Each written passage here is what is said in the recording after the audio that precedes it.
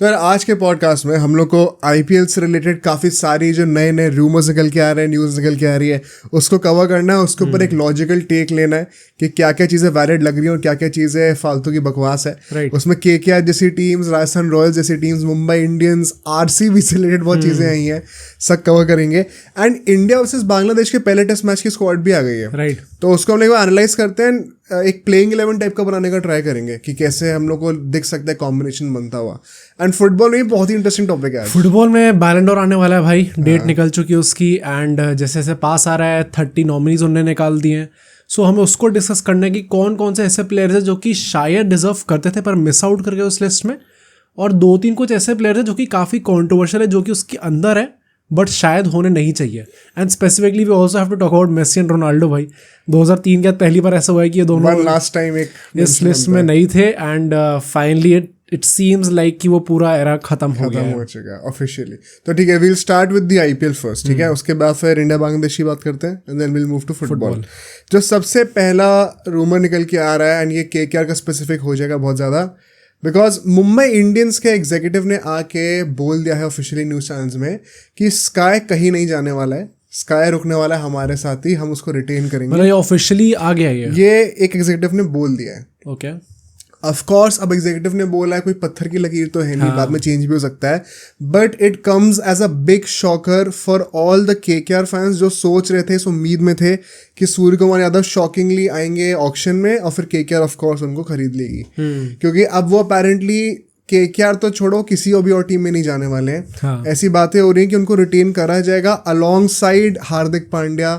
And ये भी बात हो रही है कि रोहित शर्मा भी अब मान चुका है कि उसको कैप्टन नहीं बनना है और वो भी मुंबई इंडियंस से रुकने को तैयार है। तो केकेआर वाले जो सोच रहे थे कि रोहित शर्मा भी आ सकता है, वो भी खत्म हो चुके हैं। आई थिंक केकेआर छोड़ो यार, मतलब मैं कितना एक्साइटेड था इस ऑक्शन के लिए कि प्रॉपर हमें बड़े बड़े प्लेयर्स दिखेंगे इस बार। अगर ये दोनों ही नहीं आ रहे तो it is kind of a bummer भाई। अभी से ही देख के लग रहा है कि यार बिल्कुल सी बात है। पता मुझे भी लगता है कि as a KKR fan forget KKR just for the sake of the IPL auction. मैं बड़ा खुश होता अगर एक तगड़ा, एक मतलब टॉप टियर नेम जो है ना इंडियन क्रिकेट में, वो बंदा ऑक्शन में आ जाता। और ये दोनों नाम ही है, विराट कोहली तो आने नहीं वाला ऑफ कोर्स। अब ये दोनों नहीं आएंगे तो अब बुमराह क्या आएगा वो भी पता नहीं है हम लोगों को। मुझे क्या अजीब लग रहा है, पहली बात तो to be very honest, I think ये स्काई का अगर वो नहीं आता ऑक्शन में, एक शायद एक ब्लेसिंग इन डिस्गाइज भी हो सकती है केकेआर के लिए। क्योंकि आप एक आईपीएल विनिंग कैप्टन को क्यों ही रिप्लेस करना चाहोगे एक नए कैप्टन के साथ। मतलब जैसे कमेंट्स आए हमारे वीडियोस पे, शॉर्ट्स पे, उसके हिसाब से तो देख के ये लगता है कि सारे KKR fans were kind of in favour of retaining Shreyas Iyer. और सूर्यकुमार यादव अगर नहीं भी आता तो भी अय्यर को रोक लो। क्वेश्चन देखो, मैं अभी भी अपने स्टांस को मेंटेन करूंगा। अगर मुझे एक टीम बनानी है, मेरे पास 2 प्लेयर है जिनमें से मुझे एक चूज करना है, मैं स्काई को चूज करने वाला हूँ। एंड अगर वो इंडियन टीम का कैप्टन है तो मतलब कुछ तो क्रेडिबिलिटी होगी। आई नो श्रेयस अय्यर ने प्रूव कर दिया already, but as a batter जितना स्काई कंट्रीब्यूट कर पा रहा है वो कहीं ज़्यादा है दैन श्रेयस अय्यर। एंड शायद कैप्टेंसी में वो श्रेयस अय्यर के लेवल का ना भी होगा, बट एक नेट इफेक्ट आई थिंक ज़्यादा, एक पॉजिटिव नेट इफेक्ट ऐड होगा वहाँ पर। तो मैं वो रिस्क लेने को तैयार हूँ बेसिकली। प्लस एक ब्रांड वैल्यू भी ज़्यादा बढ़ेगी हमारे फ्रेंचाइज की।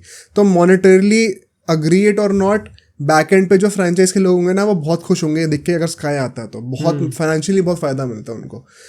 बट मुझे लगता है कि एट द सेम टाइम जो भी बंदा ये कहता है कि श्रेयस अय्यर को निकालना गलत है, वो भी एकदम सही है। एंड आप ऐसे एक आईपीएल विनिंग कैप्टन को आईपीएल जीतने के बाद ही एज ए डिफेंडिंग चैंपियन अगले साल ही अगर हटा दोगे तो बहुत ही अनफेयर हो जाएगा। तो मुझे लगता है कहीं ना कहीं एक ब्लेसिंग इन डिस्गाइज हो सकती है केकेआर के लिए। रोहित शर्मा का तो मुझे वैसे भी लगता था कि केकेआर को नहीं लेना चाहिए with all do respect, because Rohit Sharma सिर्फ 2 साल के लिए क्या कप्तानी करने के लेंगे केकेआर में, उससे अच्छा फिर आप श्रेयस अय्यर को ही रखो। And Rohit Sharma just as a batter also IPL में उतना अच्छा नहीं कर पाए। इंडियन टीम के लिए एक अलग ही बीस्ट है वो, बट आईपीएल में स्ट्रगल करते हैं। आई थिंक केकेआर के लिए पता ही शायद एक बेसिक एंड डिस्गाइज है, but more specifically on Mumbai. By the way KKR का जो अभी वो मेंटोर का रिप्लेसमेंट जो चाहिए हमें, उसकी भी बात करेंगे अभी इसी सेगमेंट में। But just to sum this up, Mumbai Indians के पर्सपेक्टिव से क्या लग रहा है भाई? मुझे लगता है मुंबई का इतना फनी इसलिए क्योंकि लास्ट सीजन तक इन अ वे उनके पास एक भी इंडियन कैप्टन नहीं था, क्योंकि रोहित शर्मा उन्होंने हटा दिया था and he was the all format captain. And now suddenly going into the next season उन्होंने कुछ ट्रांसफर्स नहीं करे, बट उनके पास 2 इंडियन कैप्टन्स आ गए हैं in Suryakumar Yadav and Rohit Sharma. But still I think यार मतलब सूर्य कुमार यादव के पर्सपेक्टिव से आई डोंट अंडरस्टैंड कि वो क्यों रुकेगा मुंबई इंडियंस में. And very honestly Mumbai Indians के एग्जीक्यूटिव ने कह दिया still I won't be surprise अगर ये चीज़ ऑक्शन आते आते एकदम चेंज हो जाती है एंड हमें सूर्य कुमार यादव ऑक्शन के अंदर दिखते हैं जाते हुए. तो क्योंकि चीज़ें बहुत जल्दी चेंज होती है आईपीएल में. अभी कोई रूमर है, हो सकता है कल परसों को एकदम ही डिफरेंट रूमर आ जाए.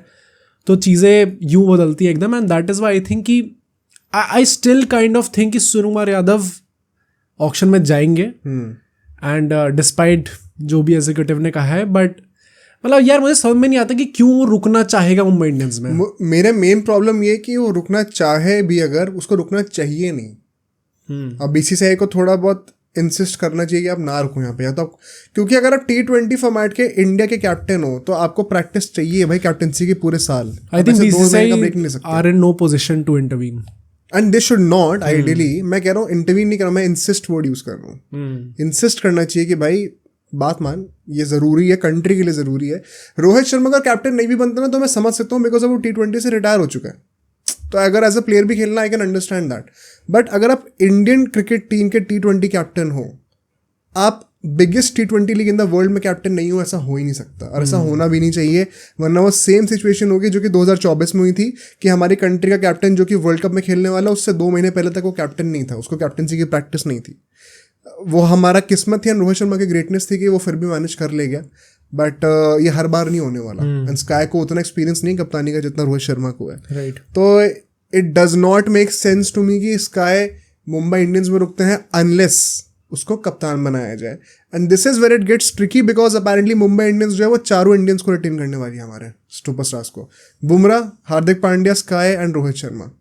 ओके. एंड चारों कैप्टन मटीरियल है to be very honest. And apparently वो हार्दिक पांड्या के साथ ही कंटिन्यू करेंगे एज अ कैप्टन. तो मतलब अल्टीमेटली इतना सारा ड्रामा होने के बाद सब चीज़ें सेम ही है. बट फायदा किसका हो रहा है मुझे समझ में नहीं आ रहा. डू यू ऑनेस्टली थिंक ये हो पाएगा? भाई अगर ये चारों बंदे मुंबई इंडियंस में रुक रहे हैं तो मैं बहुत सरप्राइज होने वाला हूँ. हाँ भाई. And hats off to Mumbai Indians management क्या पुल ऑफ कर लिया. पता नहीं कितने पैसे दिए टेबल. बट मेरा मेन इशू ये है कि ये कंट्री के पॉइंट ऑफ व्यू से सेंस नहीं बनता. मैं चाहता हूँ कंट्री के बेनिफिट के लिए कि स्काई को किसी और टीम में जाके कप्तान बनाया जाए. क्योंकि हार्दिक पांड्या के लिए भी बहुत ऑकवर्ड हो जाएगा भाई. वो एज अ कैप्टन है मुंबई इंडियंस में, फिर अगले साल ही हटा दिया गया जाके इंडिया में कहीं पे भी वो कैप्टन नहीं कर रहा है. एंड सडनली आईपीएल आता है और वहां पे वो सारे सुपरस्टार्स को कैप्टन कर रहा है डायरेक्टली. तो अगर मुंबई इंडियंस से पुल ऑफ कर भी लेती है तो भी आई डोंट नो कितना टाइम तक ये चीज़ चल पाएगी. क्योंकि आई थिंक सो यार it is bound to happen. कभी ना कभी तो कुछ ना कुछ क्लैश होगा. बुमराह ने एकदम ऐसी आउट एंड आउट आके चीज़ बोला नहीं मुझे कैप्टन ही बनना है. बट आई थिंक जब भी वो बात करते हैं कैप्टेंसी की बहुत क्लियर ये चीज़ हिंट मिल जाता है कि उसे कैप्टन बनना है. आपका फेवरेट कैप्टन कौन है? मैं खुद हूँ. बहुत आराम से वो चीज़ पता चल जाती है. सूर्य यादव तो कैप्टन है ही. तो आई डोंट थिंक सो कि ये चीज़ लॉन्ग टर्म में ये लोग रख पाएंगे. बट वही है कि बिजनेस साइड ऑफ थिंग्स से देखे तो इससे कुछ बेटर हो ही नहीं सकता भाई. मुझे लगता है बुमराह एंड रोहित शर्मा फिर भी एक बार को आप मना लो. बुमराह को तो देखो जाने देना बहुत ज़्यादा वो हो जाएगा, बहुत कॉस्टली है, बहुत कॉस्टली. मतलब वो एक मतलब उससे ज़्यादा क्राइम, बड़ा क्राइम नहीं हो सकता. जैसे वो चहल को आरसीबी ने जाने दिया था, ये उससे 10 गुना बड़ा क्राइम है ये.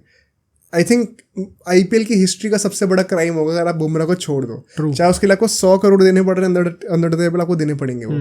बट स्काई और हार्दिक पांड्या सेम टीम में रह के एक बंदा ही कप्तान उनमें से सिर्फ बहुत मुश्किल लग रहा है मुझे. तो आई थिंक ये जो क्वाड्रेट है इंडियंस का, जो सुपरस्टार्स हैं, ये टूटेगा मोस्ट लाइकली. टूटना चाहिए for the betterment of cricket in India.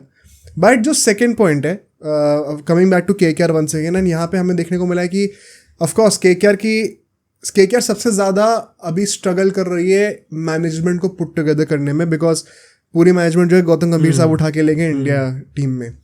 And so सबसे ज़्यादा हिट इस KKR ही हो रखी है इस डिसीजन से. एंड इसके चलते हुए सबसे ज़्यादा ज़रूरत भी KKR को है प्रोएक्टिवली काम करके जल्दी से जल्दी मैनेजमेंट फाइनलाइज करने की. क्योंकि ऑक्शन शायद मिड दिसंबर में होगा, ठीक है. अभी सितंबर आने वाला है, मिड सितंबर एक हफ्ते में आ जाएगा. अक्टूबर, नवंबर, दिसंबर 3 महीने हैं.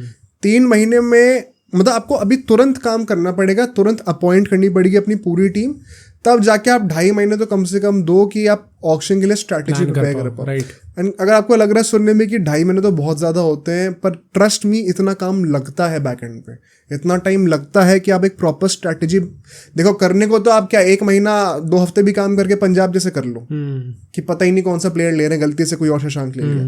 पर अगर आपको जेन्युइनली एस करनी है अपनी स्ट्रैटेजी तो आपको वो लेना पड़ेगा। प्लस एक मेगा ऑक्शन है, सिर्फ 4-5 प्लेयर्स ही रिटेन होंगे, तभी सारी टीम सक्सेसफुल नहीं हो पाती ऑक्शंस में। और अगर क्योंकि सिर्फ 4-5 प्लेयर्स रिटेन होने वाले हैं तो आपको जो रिसर्च करनी पड़ेगी वो ज़्यादा लंबी होगी। और अगर मिनी ऑक्शन होता तो फिर भी 1 महीने में कर लेते। तो इस चक्कर में केकेआर मुझे लग रहा है थोड़ा ढीली चल रही है अभी, टू बी वेरी ऑनेस्ट। मतलब 1-1.5 महीने से हम लोग डिस्कस कर रहे हैं कि कब आएगा, कोई न्यूज़ आएगी, कोई रूमर्स आएंगे, रूमर तक भी नहीं आ रहा कोई। एंड सबसे बड़ी जो प्रॉब्लम मुझे लग रही है, अभी राहुल द्रविड़ थे, उनको ऑफिशियली राजस्थान रॉयल्स ने साइन कर लिया। कुमार संगकारा की तब बात चल रही थी कि वो एज अ मेंटोर अब केकेआर में आ जाएंगे, अभी वो डायरेक्टर ऑफ क्रिकेट हैं राजस्थान रॉयल्स में। टर्न्स आउट कि कुमार संगकारा भी रुकने वाले हैं और राहुल द्रविड़ भी राजस्थान रॉयल्स ही जा रहे हैं। 7 साल के बाद वो कमबैक कर रहे हैं। पहली बात तो I think it is a great decision by Rajasthan Royals. Rahul Dravid को इंडियन टीम की कोचिंग करके T20 एकदम पूरा ढंग से समझ में आ चुका है, उसका एक्सपीरियंस बहुत काउंट करेगा। T20 वर्ल्ड कप विनिंग आप कोच को लेके आ रहे हो, एंड आई थिंक वही है ना कि जब वो न्यूज़ आ रही थी कि वो वापस आएंगे आईपीएल के अंदर किसी टीम को कोच करने, तो सबके डायरेक्ट लिंक्स राजस्थान रॉयल्स के साथ ही थे, क्योंकि ऑब्वियसली पुराना कनेक्शन है। सो आई थिंक राजस्थान रॉयल्स ने बहुत दिमाग ला के और बहुत सही अपॉर्चुनिटी को ग्रैब करा एंड उसी चीज़ को, उसी नॉस्टैल्जिया को यूज़ करके राहुल द्रविड़ को वापस ले आए हैं। एंड वही ना, अभी लिटरली 2 साल पहले तक, 1.5 साल पहले तक बहुत क्वेश्चन है राहुल द्रविड़ की कोचिंग को लेके इन T20 format, but suddenly it seems like कि वही रोहित शर्मा के साथ भी उन्होंने काम करा।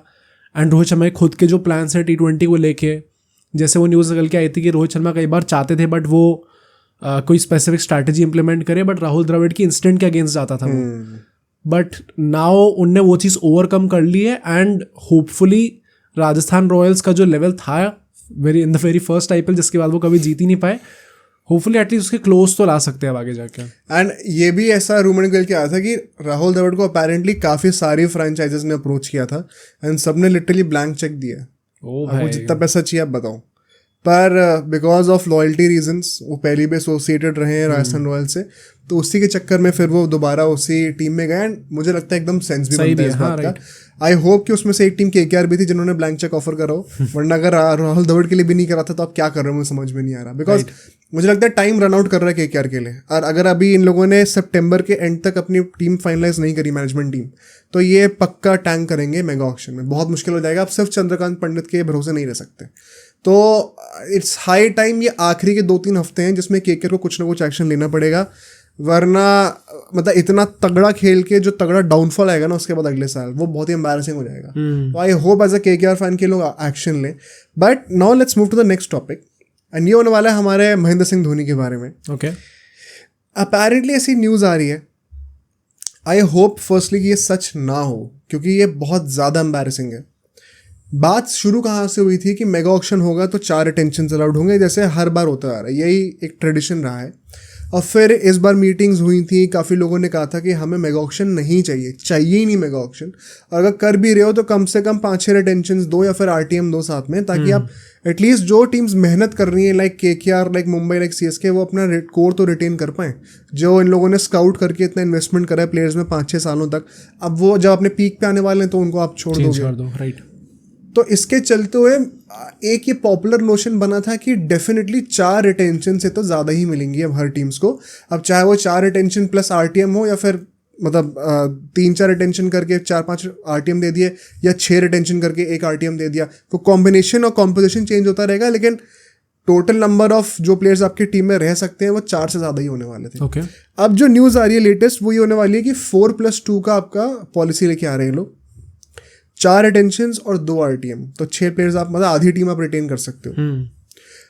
अब इसमें प्रॉब्लम पता कहाँ आ रही है, जो अनकैप्ड प्लेयर रूल का जो था ना, कि अपेरेंटली मीटिंग में बात हुई थी, एंड बात डेफिनेटली हुई है, ये चाहे CSK के ओनर्स डेफिनेटली हुई है, ये बात हुई थी कि अनकैप्ड प्लेयर रूल को वापस लेके आओ। अनकैप्ड प्लेयर रूल क्या था कि बेसिकली कोई भी इंडियन प्लेयर जो कि इंडिया के लिए नहीं खेला अभी तक, डोमेस्टिक ही खेल रहा है, या फिर इंडिया को के लिए खेल चुका है 5 साल हो चुके हैं, ये सब इंडियन प्लेयर का ही है। हाँ, अच्छा, अब ये हाँ, ये जो लोग नारायण के लिए कह रहे थे, बाय द वे नारायण के लिए नहीं होगा, ये मैंने बाद में रिसर्च करा था। एंड कोई भी इंडियन प्लेयर जो कि 5 साल हो गए जिसको कंट्री से रिटायर हुए हुए इंटरनेशनल क्रिकेट से, वो भी अनकैप्ड प्लेयर बन जाता है। उस रूल को वापस ले आया जाए ताकि धोनी को इस बार रिटेन कर लिया जाए चीपर प्राइस पे। एंड उस चीज़ को अकोमोडेट करने के लिए ये लोग 4 रिटेंशन प्लस अनकैप्ड प्लेयर वाला रिटेंशन नहीं लेके आ रहे, ये उन 4 रिटेंशन में से ही एक रिटेंशन को कंपलसरी करने की बात कर रहे हैं अनकैप्ड प्लेयर की।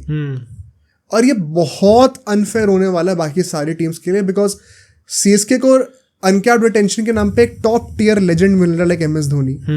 ऑन द अदर हैंड बाकी सारे टीम्स को अपना एक प्रॉपर रिटेंशन सैक्रिफाइस करके एक अनकैप्ड अपकमिंग प्लेयर को रिटेन करना पड़ेगा।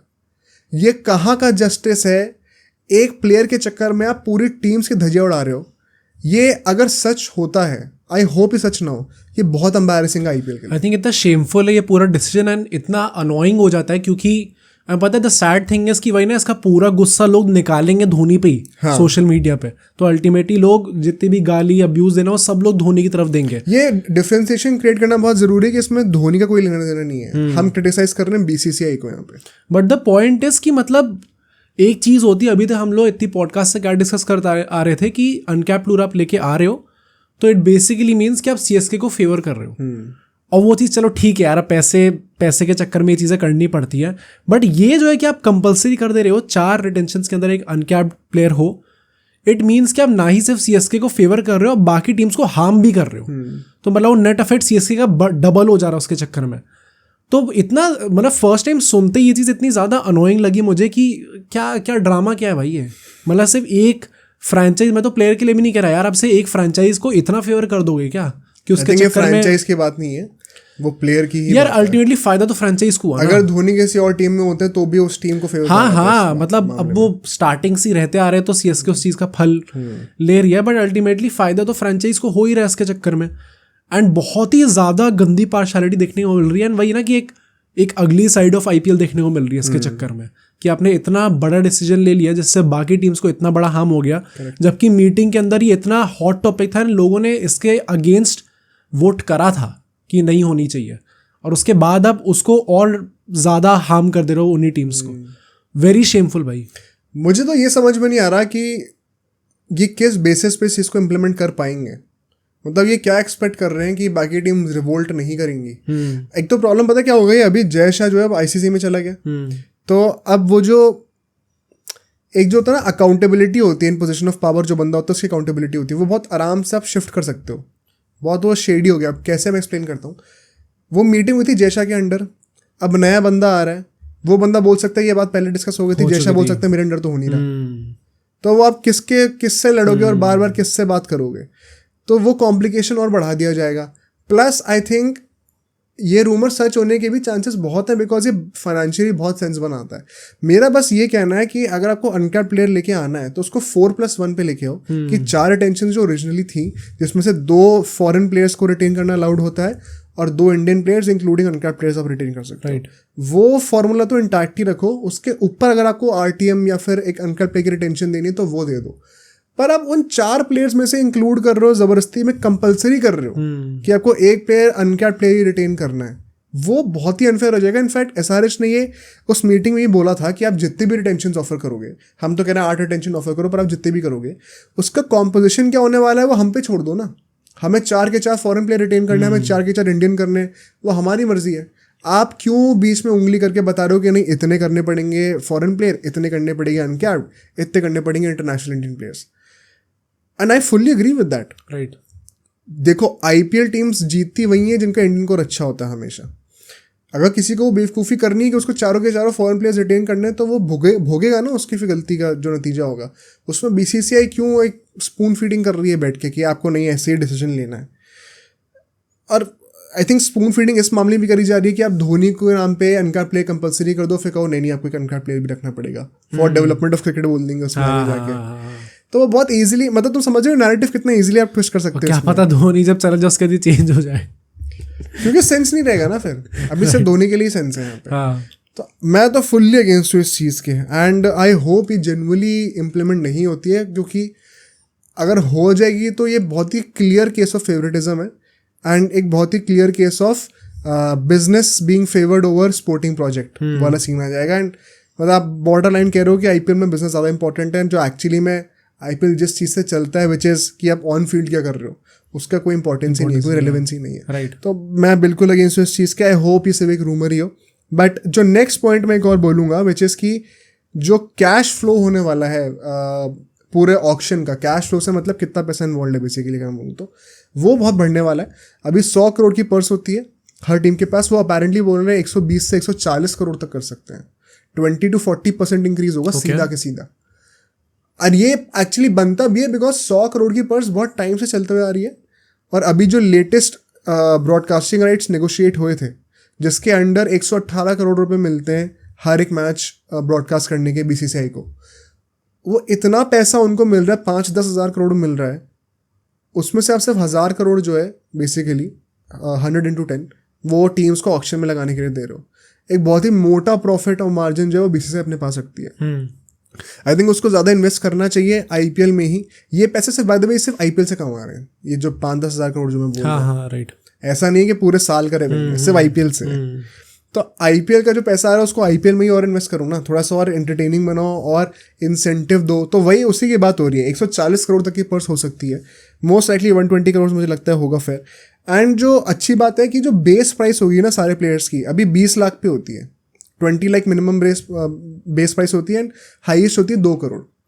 अब वो बढ़ा के 30 से 40 लाख कर दिया जाएगा minimum base price, almost double होने वाली है।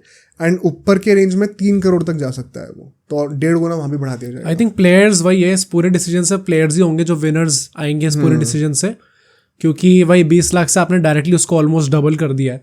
सो एक काफ़ी अच्छा इंसेंटिव, काफ़ी अच्छा रेज मिलेगा सारे प्लेयर्स को even at the base level. But हाँ मतलब जब लास्ट टाइम हमने 24-25 करोड़ की प्राइस देखी थी एंड सब लोग पगला गए थे कि भाई क्या मज़ा आ गया, और गौतम गंभीर वो बिड कर रहा था स्टार्क के लिए। अगर 140 करोड़ जाता है तो मतलब इट इज़ वेरी ऑब्वियस कि ये सीलिंग और ऊपर जाएगी और बहुत टूटने के बहुत चांसेस हैं। क्या लगता है इसके ऊपर डिस्कशन करते हैं, क्या रिकॉर्ड टूट सकता है जो 24 करोड़ का 24.75 करोड़ का स्टार्क का था, इस बार टूटेगा? आई थिंक बहुत डिफिकल्ट लग रहा है मुझे अभी, क्योंकि वो 24-25 करोड़ के मार्क के लिए क्या उस लेवल का कोई प्लेयर होगा जो कि रिटेन नहीं होगा और ऑक्शन के अंदर आएगा? अभी तक तो मुझे लग रहा था एंड आई स्टिल थिंक कि अगर इनमें से कोई भी आता है, अगर रोहित शर्मा, सूर्य कुमार यादव या बुमराह को भी ले लेते हैं, अगर इन तीनों में से कोई भी बंदा आता है तो आई स्टिल थिंक ये टूट जाएगा। टूटना तो चाहिए, पर मुझे बस वही लग रहा है कि इतनी बड़ी पर्स है। एक्चुअली पता पॉइंट क्या है, इन लोगों ने पर्स अगर बढ़ा दी, मान लो 140 करोड़ की कर दी, तो हर प्लेयर का बेस प्राइस भी बढ़ रहा है। तो बेसिकली जो आपकी नेट परचेजिंग पावर होती है वो ऑलमोस्ट सेम रहेगी, वो सेम ही रहेगी। मतलब ऐसा नहीं हो रहा कि आपका स्पेंडिंग पावर इन्फ्लेट कर दी गई है एंड जो कॉस्टिंग है वो सेम है। कॉस्टिंग भी इन्फ्लेट हो रही है, स्पेंडिंग पावर भी इन्फ्लेट हो रही है। तो वो नेट इफेक्ट जो है, मतलब आप जैसे थोड़ा मैं कॉम्प्लिकेटेड टर्म्स में बोल रहा हूँ, इकोनॉमिकली थोड़ा सिंप्लीफाई करने का ट्राई करूँ तो बेसिकली आपके पेरेंट्स की जनरेशन में 100 रुपये की जितनी वैल्यू थी उसमें कितना कुछ आया करता था। आज के डेट में 100 रुपये में क्या क्या ही आता है। तो वो परचेजिंग पावर बेसिकली उसको कहते हैं कि आपकी परचेजिंग पावर कम हो गई है। 100 रुपये की वैल्यू जो आज से 50 साल पहले थी उससे बहुत कम है आज के डेट में। तो सिमिलरली मुझे लगता है कि वो नेट इफेक्ट पे फ़र्क पड़ेगा नहीं एंड शायद उसके चलते हुए इतने ज़्यादा हमें हाई पेइंग ऑक्शन प्राइसेस नहीं देखने को मिलेंगी। प्लस 20-22 प्लेयर खरीदने पड़ेंगे आपको भाई, तो उससे भी फ़र्क पड़ता ही है। मुझे लगता है अगर आरटीएम्स भी आ गए ना तो काफ़ी मेजर चंक जो है लोग आरटीएम पे भी खर्च करेंगे, हो सकता है। तो फिर शायद दूसरे प्लेयर्स पे इतना खर्च ना कर पाए। मैं आई होप कि ये रिकॉर्ड टूटे, वैसे कोई इंडियन तोड़े तो बहुत मजा आएगा। बट मुझे लगता है कि थोड़ा ये लाइकलीहुड है कि शायद ना टूटे। भाई अगर पैट कमिंस और स्टार कैसे बिक सकते हैं, तो बाई चांस अगर बुमराह आता है, आई थिंक बुमराह आएगा तो टूटेगा। आई थिंक बुमराह और स्काई के लिए चीज अप्लाई होती है, शायद रोहित शर्मा के लिए ना हो, बट बुमराह एंड स्काई तो भाई उम्र है अभी, आराम से खेल सकते हैं। T20 फॉर्मेट में बेस्ट बॉलर, बेस्ट बैट्समैन तो निकाल सकते हैं।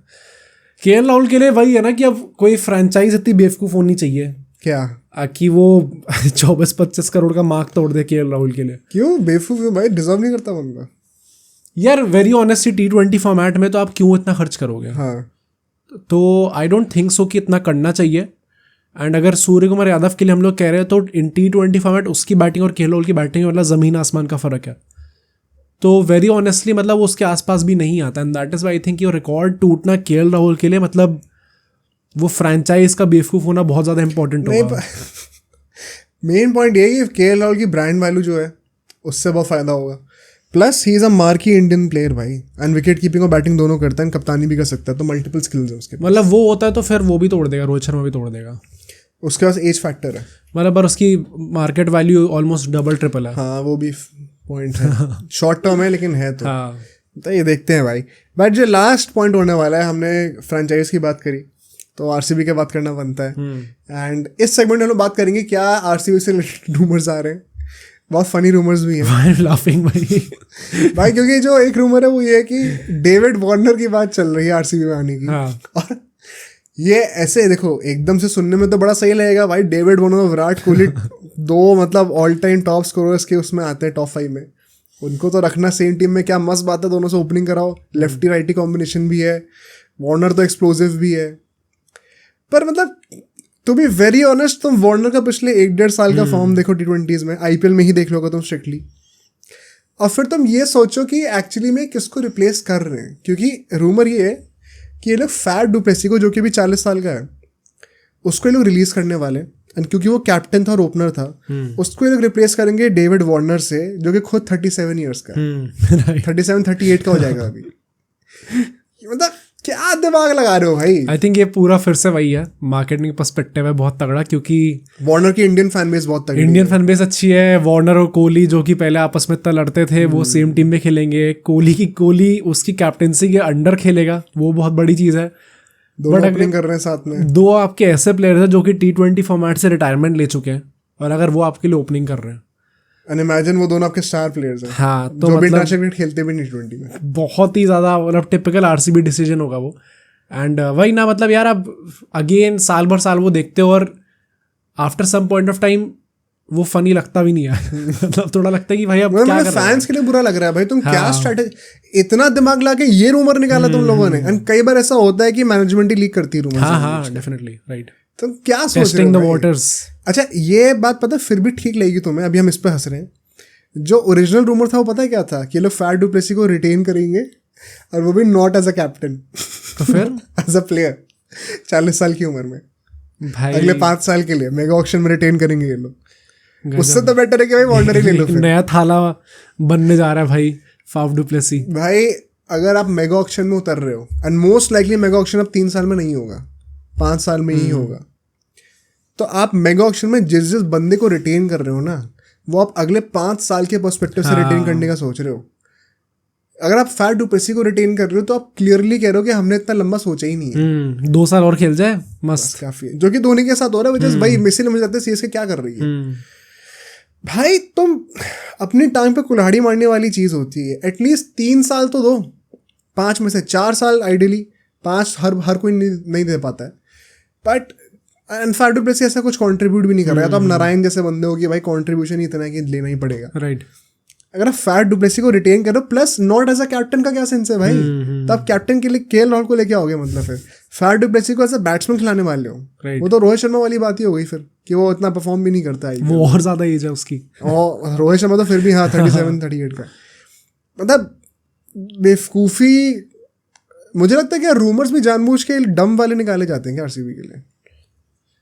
आई थिंक मार्केटिंग वाले उस पर्सपेक्टिव से ही निकालते हैं वो लोग। एंड मे बी एक रूमर निकाल दिया फिर। क्यों ऐसा होता है कि सिर्फ जो सबसे इलॉजिकल रूमर्स होते हैं वो सिर्फ आरसीबी के ही होते हैं। मतलब वही ना, illogical from a sporting perspective. हाँ, हमेशा मार्केटिंग पर्सपेक्टिव से टॉप नॉच रूमर्स निकलते हैं। एंड अगर ये चीज़ होती है कि वो वार्नर लेके आते हैं, तो मतलब मार्केटिंग पर्सपेक्टिव से तो वो लोग खेल गए अपना। बट वही है, मुझे लगता है कि वो ये रूमर्स, इवन फुटबॉल में हम लोग ये चीज़ देखते हैं, कई बार रूमर्स जान के निकाले जाते हैं ताकि जो भी आपके फैन बेस है उसका सेंटिमेंट चेक करा जाए एक बार, कि ये निकाला तो मतलब लोग गुस्सा हो रहे हैं या फिर लोग खुश हो रहे हैं या फिर लोगों को फर्क नहीं पड़ रहा, और उसके बेसिस पे देल गो अहेड। तो वार्नर का वही है ना कि आई थिंक अब वो फैंस की रिस्पॉन्सिबिलिटी है। फैंस भी I think after some point of time वो थक जाते हैं कहते कहते। तो अब I don't think RCB fan कोई रैंट करता भी है बहुत ज़्यादा इस चीज़ पे कि क्या आप बेवकूफ़ी कर रहे हैं, थक चुके हैं। हाँ, मतलब वो लगता है कि भाई बस अब ई सारा कप नाम दे वो बोल के बस अब लगे पड़े हैं। ऐसे बोलिंग आता है, अभी दोबारा शुरू हो जाएगा। हाँ वही तो, तभी मैं कह रहा हूँ ना कि मतलब ओनर्स को भी उतना फर्क पड़ेगा नहीं अल्टीमेटली, क्योंकि मार्केटिंग पर्सपेक्टिव से तो खेल गया अपना। ओनर्स तो मुझे लगता ही नहीं कि जीतने का सोच भी हाँ, इंटरेस्टेड ही नहीं है, राइट। एक जो रूमर आया है आरसीबी को लेके जो कि अच्छा रूमर है for a change, which is कि चहल अपेरेंटली रिटेन नहीं होगा आरआर में। एंड वो चहल के लिए मतलब पूरी जान देने वाले हैं कि चहल को लेना है।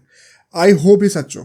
ये आरसीबी के लिए बहुत इंपॉर्टेंट होने वाला है। राइट, मतलब चहल ऑल्दो आरआर क्यों नहीं करेगी रिटेन? क्योंकि भाई कहाँ कर लेगी रिटेन? संजू सैमसन को रिटेन करना पड़ेगा, रियान पराग को रिटेन करना है, ट्रेंट बोल्ट को आप रिटेन करना चाहोगे, और भी इतने सारे यंगस्टर्स हैं उनको रिटेन करना चाहोगे। आई थिंक अश्विन और चहल दोनों ही रिटेन। मतलब अश्विन भी हमें किसी और टीम में दिख सकता है। हाँ दिख सकता है, बिल्कुल दिख सकता है। आई थिंक मतलब यार इन लोग जायसवाल को आप रिटेन करना चाहोगे भाई? जायसवाल की तो हमने बात ही नहीं करी। बटलर को रिटेन करना चाहोगे? जायसवाल तो पक्का होगा। हाँ, बटलर भाई। तो इतने सारे प्लेयर्स आप उनको कैसे छोड़ दोगे? ऑल्दो चहल का भी मुझे लगता है कि मतलब लोगों का बहुत आसान होता है ये कहना कि नहीं हमें बटलर चाहिए, हमें ये चाहिए वो चाहिए। Chahal all time wicket leading wicket taker है आईपीएल का। एंड हाँ पिछले 1.5 साल में थोड़ा डिप करा उसकी परफॉर्मेंसेस, बट मुझे नहीं लगता कि बोल्ट उससे की परफॉर्मेंसेस कौन सी बहुत अच्छी है भाई। बोल्ट तो क्या बात कर रहे हैं, इतनी अच्छी है कि वो चहल के ऊपर रिटेन हो जाएगा। पहले एक ओवर में विकेट लेता था वो 1-2 यार। वो इम्पैक्ट बहुत लेके आता है, बात हमेशा से विकेट की भी नहीं होती है। लेकिन चहल को थोड़ा एक्स फैक्टर न्यूट्रलाइज कर दिया था इस साल, क्लासन वासन ने बहुत पीटा है। बट मतलब हाँ शायद रिटेन ना हो। अब आरटीएम होगा तो आरटीएम में तो पक्का खरीदना चाहिए आरआर को वापस। पर आरसीबी के लिए कहा तो जा रहा है कि जान दे देंगे पूरी। अब आरटीएम में अगर आरआर में जाना होगा वापस तो बहुत तगड़ी वैल्यू पे जाएगा फिर। मतलब राइट, आरसीबी पूरा बिड करती रहेगी अच्छे से। आई होप ये सच हो, बिकॉज आरसीबी के पास जेन्युइनली एक भी अच्छा स्पिनर नहीं है। राइट, टॉप नेम एक भी नहीं है, सिर्फ बैटिंग में इन्वेस्टमेंट हो रखा था इनके। तो आई होप कि चहल को लेके आते हैं, वरना बाकी सारे रूमर्स जो हैं वो बहुत ही शिटी हैं। पिछले साल तो मैक्सवेल विकेट ले रहा था इनके लिए, अब मैक्सवेल भी जाने दे रहे हैं। एक मुझे याद है सीजन में एक फेज था जिसमें वो उनका बेस्ट बॉलर था, most wickets and lowest economy. Right, अब वो भी जा रहा है मोस्ट प्रोबब्ली। भाई बोल तो रहे हैं, मुझे पता नहीं है कि क्या होता है उसमें भी, पर आई होप कि ये लोग चेंज करते हैं, रिवैम्प करते हैं। क्योंकि जैसी ट्रांजेक्टरी चल रही है, जितनी टीम्स अब रिवोल्ट करने लग गई है मेगा ऑक्शन के अगेंस्ट, डोंट बी सरप्राइज अगर मेगा ऑक्शन ना हो। अच्छा हो ही ना। ऑल्दो मुझे लगता है कि रहेगा हमेशा, हमने डिस्कस भी किया था लास्ट पॉडकास्ट में। बट एक पॉसिबिलिटी तो है भाई कि टीम्स बोल दें बहुत हो गया भाई, अब नहीं झेला जा रहा। सो मतलब आरसीबी जैसे टीम्स को अब ये हाई टाइम है कि इनको अच्छे से अपनी मेंटेन करके चलनी है टीम को, और कोर एक ऐसा बनाए जो कि अगले 10 साल तक रिटेन हो पाए। Let's see. But I think IPL के लिए बस करते हैं। अब हम चलते हैं इंडिया वर्सेस बांग्लादेश की स्क्वाड के ऊपर। ये स्क्वाड रिलीज हो चुकी है, फर्स्ट टेस्ट मैच की स्क्वाड आ चुकी है। कुछ नाम जो है एक्सक्लूड हो गए हैं from the last series against England, जो कि आई थिंक साल के फरवरी में खेली गई थी। बहुत टाइम हो गया, जनवरी एंड से लेके फरवरी तक। हाँ, आईपीएल से पहले खेली गई थी। उसके बाद अब टेस्ट मैचेस आ रहे हैं और बहुत सारे टेस्ट मैचेस होने वाले हैं। कुछ नए नाम भी आए हैं, कुछ लोगों ने अपनी जो डेब्यू करा था इंग्लैंड वाले सीरीज में उन्होंने रिटेन करा अपने आप को, वो भी बड़ा अच्छा लगा देखकर। एंड कुछ सुपरस्टार्स भी वापस लौट के आ रहे हैं टीम के अंदर, उन सबको डिस्कस कर लेते हैं। सबसे पहले मैं स्क्वाड बता देता हूँ एक बार। Rohit Sharma the captain, Yashasvi Jaiswal, Shubman Gill, Virat Kohli, KL Rahul. तो Virat Kohli and KL Rahul finally वापस आ चुके हैं टीम में। विराट कोहली आई थिंक ये पूरे साल का पहला टेस्ट मैच है। राइट, पूरे साल का पहला टेस्ट मैच होने वाला है उसका। सरफराज खान, ऋषभ पंत भी वापस आ चुका है, अभी डिस्कस करते हैं। ध्रुव जुरैल, रविचंद्रन अश्विन, जडेजा, अक्षर पटेल, कुलदीप यादव, ये हमारे स्पिनर्स हो गए। मोहम्मद सिराज, यश दयाल डेब्यू कर रहे हैं, आकाशदीप एंड बुमराह वापस आ चुका है। सो बुमराह को रेस्ट नहीं मिल रहा है। ये अच्छा, अब चलो इसको डिस्कस करते हैं एक करके। सबसे पहले जो लोग निकाले गए हैं इंग्लैंड वाली स्क्वाड से, पर्डिकल, रजत पाटीदार, केएस भरत और मुकेश, ये 4 लोग निकले। इसमें से मुझे लगता है केएस भरत का तो निकलना बनता है, बिकॉज अब ध्रुव जुरैल ने अपनी प्लेस रिटेन करी एंड ऋषभ पंत वापस आ गए, केएल राहुल हैं। तो आप कितनी विकेट कीपर लोगे टीम में? ये सारे के सारे जो 3 नाम मैंने लिए वो बैटिंग में बेटर प्रूफ करके दिया उन्होंने केएस भरत से। तो आई थिंक ये सही डिसीजन था, चाहे वो थोड़ा हार्श लगे। मुकेश का निकलना भी मैं थोड़ा बहुत समझ सकता हूँ। आकाशदीप ने एक ही मैच में वो सब करके दिखा दिया था जो कि मुकेश अभी तक नहीं कर पाया था। आकाशदीप भी बोला था। अभी दुलीप ट्रॉफी में भी शायद अच्छा खेला, बहुत तगड़ा खेला, 9 विकेट लिए एक मैच में। तो आई थिंक आकाशदीप का टीम में रहने का मतलब था कि आप इतने सारे पेसर्स नहीं रख सकते। आई थिंक फॉर वैरायटी उन्होंने यश दयाल को भी चांस दिया है। तो मुकेश का मैं समझ सकता हूँ क्यों, अगर रुकता तो भी समझता, बट आई कैन अंडरस्टैंड कि क्यों नहीं रिटेन करा गया। But and Rajat Patidar also, अब वो तो भाई उसकी गंदी सीरीज गई थी तो हमें पता ही था। ऑल दो वंस अगेन थोड़ा हार्श है ये कि आप एक सीरीज के चक्कर में आप शायद आपको दोबारा कभी चांस ना मिले, पर पॉइंट वही है कि इंडियन क्रिकेट में यही होता है। ये बहुतों के साथ हो चुका है, रजत पाटीदार पहले इंसान नहीं है, राइट। एंड ये है अनफेयर है ये, पर जब इतना 120, 30, 40 करोड़ की पॉपुलेशन हो तो यही होता है, कुछ नहीं कर सकते इसमें, बहुत लक चाहिए होता है।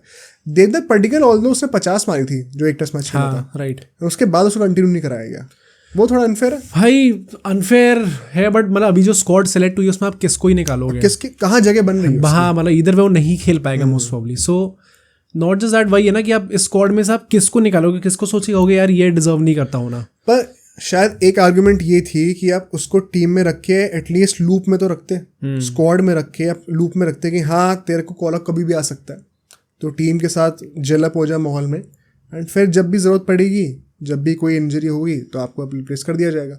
वो भी नहीं करा जा रहा। आई थिंक इंग्लैंड वाली सीरीज से इन लोगों ने 2 लोग उठा लिए और उन 2 लोगों को बैक करा जाएगा, जुरेल एंड सरफराज खान। हाँ, तो चलो ठीक है, अब उसके ऊपर आते हैं कि किन किन को रिटेन करा गया है जो डेब्यूटेंट्स थे पिछले सीरीज में। इवन अय्यर भी तो खेला था इंग्लैंड वाले में, वो तो फिर बीच में बाहर हो गया था ना बैक, नहीं अब नहीं है वो, ऑल्दो वो मतलब इंग्लैंड के बाकी के टेस्ट मैचेस में ही आखिरी के 2-3 में भी नहीं था, तो इट्स नॉट एज इफ कि वो एकदम से भी हटाया गया, वो पहले ही हट गया था।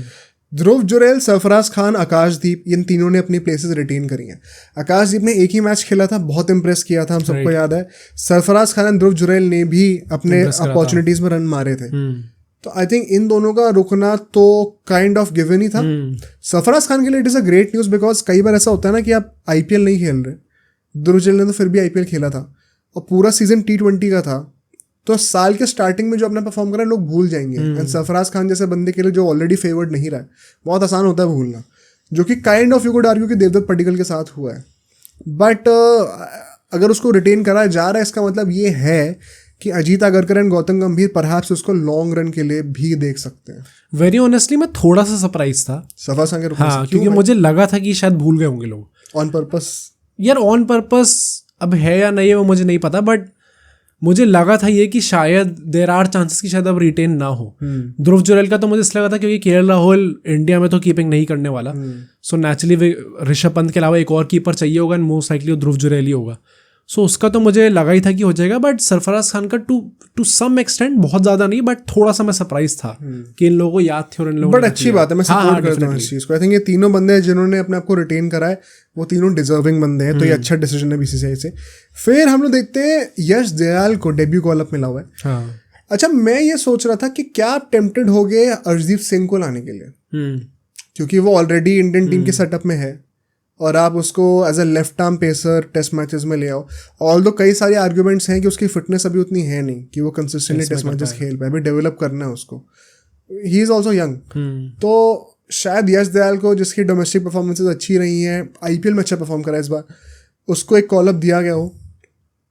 मुझे बस ये लगता है कि आप जो भी फास्ट बॉलर्स को कॉल अप दे रहे हो, वो कॉल अप दो keeping in mind the border Gavaskar trophy जो आने वाली है। तो अगर आप उसको दिमाग में रखते हो, यश दयाल को भी चांस दे रहे हो, ऑल्दो मुझे बहुत मुश्किल लग रहा है कि उसको चांस मिलेगा भी, क्योंकि सिर्फ 3 टेस्ट मैचेस, ऐसा भी नहीं कि 5 टेस्ट मैच होने वाले।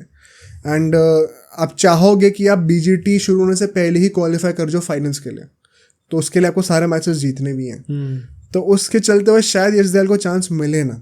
तो वंस अगेन अगर आपको उसको चांस नहीं देना है, या फिर सिर्फ हार्डली 1-2 टेस्ट मैच खेलने वाला है वो, तो फिर आप क्या सीधा बीजीटी में उसको लेके जाओगे? वो थोड़ा रिस्की हो सकता है। एंड शायद अर्शदीप एक बेटर से फिट रहते। All the ones again back and पे क्या चल रहा है हमें नहीं पता, क्या पता बीजीटी में तो आई थिंक वैसे ही बहुत डिफिकल्ट है, क्योंकि मोस्ट ऑफ तब तक मोहम्मद शामी वापस आ चुके हैं। उसकी बात करेंगे भी, इनफैक्ट उसी की बात करते भी। मोहम्मद शामी अभी भी सिलेक्ट नहीं हुए हैं, उनका एंकल अभी भी रिकवर करा ही नहीं है सर्जरी से। मुझे लगता है ये बहुत बड़ा रेड फ्लैग है, बहुत बड़ी सैड न्यूज़ है ये, बिकॉज शायद लोग रियलाइज़ नहीं कर रहे, बट मोहम्मद शमी का बीजीटी में होना बहुत ज़रूरी है। प्लस मतलब अगर वो न्यूजीलैंड में आते हैं, दैट मीन्स उन्हें 2 टेस्ट मैचेस मिलेंगे डायरेक्टली सिर्फ एग्जैक्टली बीजीटी से, क्योंकि मुझे नहीं लग रहा कि अगर वो अभी तक फिट नहीं है तो वो अगले 2 टेस्ट मैच की जो स्क्वाड आएगी बांग्लादेश के अगेंस्ट, उसमें आके वो सीधा प्लेइंग 11 में आ जाएंगे। और लास्ट टाइम वो खेले एग्जैक्टली 1 साल पहले थे वर्ल्ड कप में, तो मतलब अगर वो स्क्वाड में आ भी जाए तो he won't be playing the next 2 test matches. तो मतलब कि जो न्यूजीलैंड के अगेंस्ट 2 टेस्ट मैच होने वाले हैं, 2-3 जितने भी हैं, सिर्फ वही मैचेस हैं जिसमें मोहम्मद शमी को इंडिया से टेस्ट मैचेस खेलने का चांस मिलेगा before the border Gavaskar trophy, क्योंकि अभी मैं तैयार नहीं हूँ सिराज पे कंप्लीटली ट्रस्ट करने के लिए अलॉन्ग साइड बुमराह। अनफॉर्चुनेटली उनका फॉर्म इतना अच्छा नहीं चल रहा है, तो हमें इन फॉर्म प्लेयर्स चाहिए। एंड मोहम्मद शमी जब लास्ट टाइम खेले थे he was on fire. Plus ये बात भी है यार, अभी हम सब अज्यूम कर रहे हैं कि मोहम्मद शमी वहीं से कंटिन्यू करेंगे जहाँ से उन्होंने छोड़ा था। हाँ राइट। कोई भाई इंजरी जब सर्जरी होती है बॉडी को रिकूपरेट करने में बहुत टाइम लगता है। कई बार जो आई थिंक उनकी एज है, आई थिंक 33 कुछ के हैं, असली में तो थोड़ा ज़्यादा ही होगा। तो उस एज में मुश्किल हो जाता है भाई, राइट, बहुत मुश्किल हो जाता है बॉडी का रिकवर करने इतना। मैं भी यही कहूँगा, मतलब मोहम्मद शामी से इतनी मतलब अनरियलिस्टिक एक्सपेक्टेशन नहीं होनी चाहिए।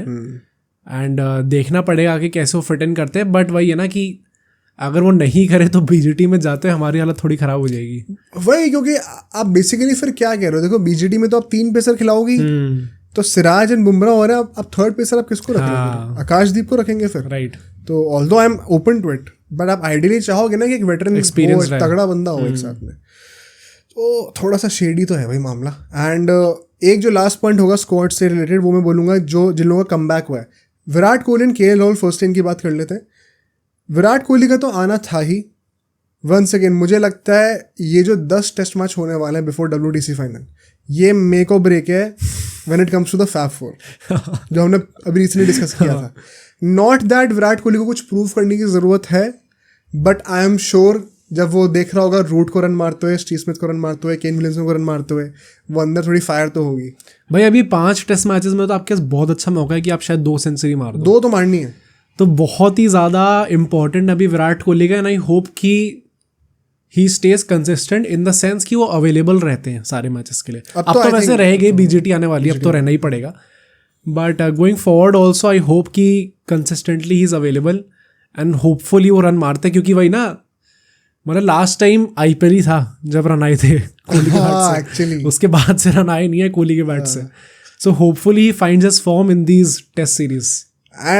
जो वही बात है ना, मुझे सिर्फ एक बात का डर है कि वो एकदम से एक रात को एक नोटिफिकेशन आए इंस्टाग्राम पे BCCI का कि विराट कोहली को पर्सनल रीजंस की वजह से कहीं जाना पड़ रहा है। एंड बड़ा कन्वीनियंटली वो IPL के टाइम पे नहीं हो, लेकिन कभी और हो जाए। तो मैं नहीं चाहता भाई कि विराट कोहली मिस करे अभी। मैं चाहता हूँ कि इस साल के एंड तक 10 टेस्ट मैच हो रहे हैं, अगले साल की शुरुआत तक, मतलब आई थिंक 10 टेस्ट मैच में भाई कम से कम 3 सेंचुरी तो बनती है भाई। आइडियली 4 अगर हो पाए तो। बट यूजुअली क्या होता है, क्रिकेट में एक नॉर्म होता है, 4 टेस्ट मैच की सीरीज है, अगर आपने 2 सेंचुरी मार दी तो you have a fabulous series. Okay, क्या मतलब 4 में से 2 टेस्ट मैच आपने सेंचुरी मार दी, 2 सेंचुरी इनिंग्स में से आपने 2 मार दी, तो यू हैड, मतलब जो सेंचुरी कन्वर्जन था वो आपने पूरा अच्छे से फुलफिल करा है। 3 मार दी तो मतलब फिर आप गॉड टियर में जा रहे हो। 3-4 मार दी तो 2 मार के इट्स अ ग्रेट सीरीज। तो मैं कह रहा हूँ 10 टेस्ट मैच में अगर 4 भी मारे तो मतलब आप 5 टेस्ट मैच की सीरीज में 2 सेंचुरी मार रहे हो। It's not impossible for Virat Kohli. Virat Kohli कर सकता है ये, राइट। आई होप ये 4 सेंचुरी आए, और अभी 29 है ना, 33 तक हो जाए। 29 या 27 है अभी? 29 हो गए, 27 राइट, 33 हो जाएंगी, तो मतलब आप होपफुली स्मिथ और विलियमसन से आगे निकल जाओगे। बट रूट की अभी भी 34 ही है, और अभी तो और टेस्ट मैच बचे हैं। और हमें होप करना है कि इन्हीं टेस्ट सीरीज में गई, पता चला विलियमसन लाके यहाँ पे सेंचुरी मार दी और वो स्टीव स्मिथ वहां मार दे। देखो मुझे लगता है, देखो रूट अब रन में तो आगे निकल गया, अब तो नहीं होने वाला कुछ। अगर सेंचुरी में विराट कोहली आगे रहेगा ना तो एक अलग नाम रहेगा। हाँ डेफिनेटली, कि बंदे ने रन कम मारे हैं, कम मैच खेले, लेकिन सेंचुरी अब ज्यादा है। उस पॉइंट से आई होप कि विराट कोहली कर ले कोप अप, बनना तो बहुत मुश्किल होने वाली है। What about KL Rahul? क्योंकि अभी T20 से रिटायरमेंट नहीं लिया, लेकिन बहुत मुश्किल है T20 में जगह बनाना। ODI से अब ऋषभ पंत की तरफ दोबारा देखा जा रहा है। इनफैक्ट अब टैंडम में बात करते हैं, ऋषभ पंत का भी कमबैक हो गया। हाँ, क्या लग रहा है भाई, मतलब केएल राहुल का फ्यूचर बहुत अनसर्टेन है इस वक्त। यार क्या अनसर्टेन वैसे क्यों है? मतलब 3 डाउन पे केएल राहुल के अलावा और कौन आएगा? सरफराज खान अभी प्लेइंग इलेवन बनाएंगे। मतलब आई थिंक सो कि अभी भी केएल राहुल सबसे ज़्यादा ट्रस्टेड प्लेयर तो हो गई एटलीस्ट 3 नंबर पे। अभी तक श्रेयस अय्यर की बात चल रही थी, तो वो तो अब completely out of the picture लग रहे हैं देखने में। But right now KL Rahul की आई थिंक जगह तो पक्की है ही टीम के अंदर। अब वो ये कि एज अ विकेट कीपर तो ऑब्वियसली ऋषभ पंत ही खेलेंगे अब, but still as a batsman KL Rahul को बैक करोगी? मेरे ओपिनियन में स्टार्ट करना चाहिए केएल राहुल को। टेस्ट मैचेस में डिजर्विंग है एकदम। मैं किस पॉइंट ऑफ व्यू से कह रहा हूँ कि मुश्किल हो गई है, क्योंकि मेरे हिसाब से ऋषभ पंत शोर शॉट स्टार्टर होने वाला है as a wicket keeper, which means कि अब जो बेंच स्ट्रेंथ पे जो फाइट होने वाली है जिस पोजीशन के लिए, वो केएल राहुल की पोजीशन होने वाली है नंबर 5 पे।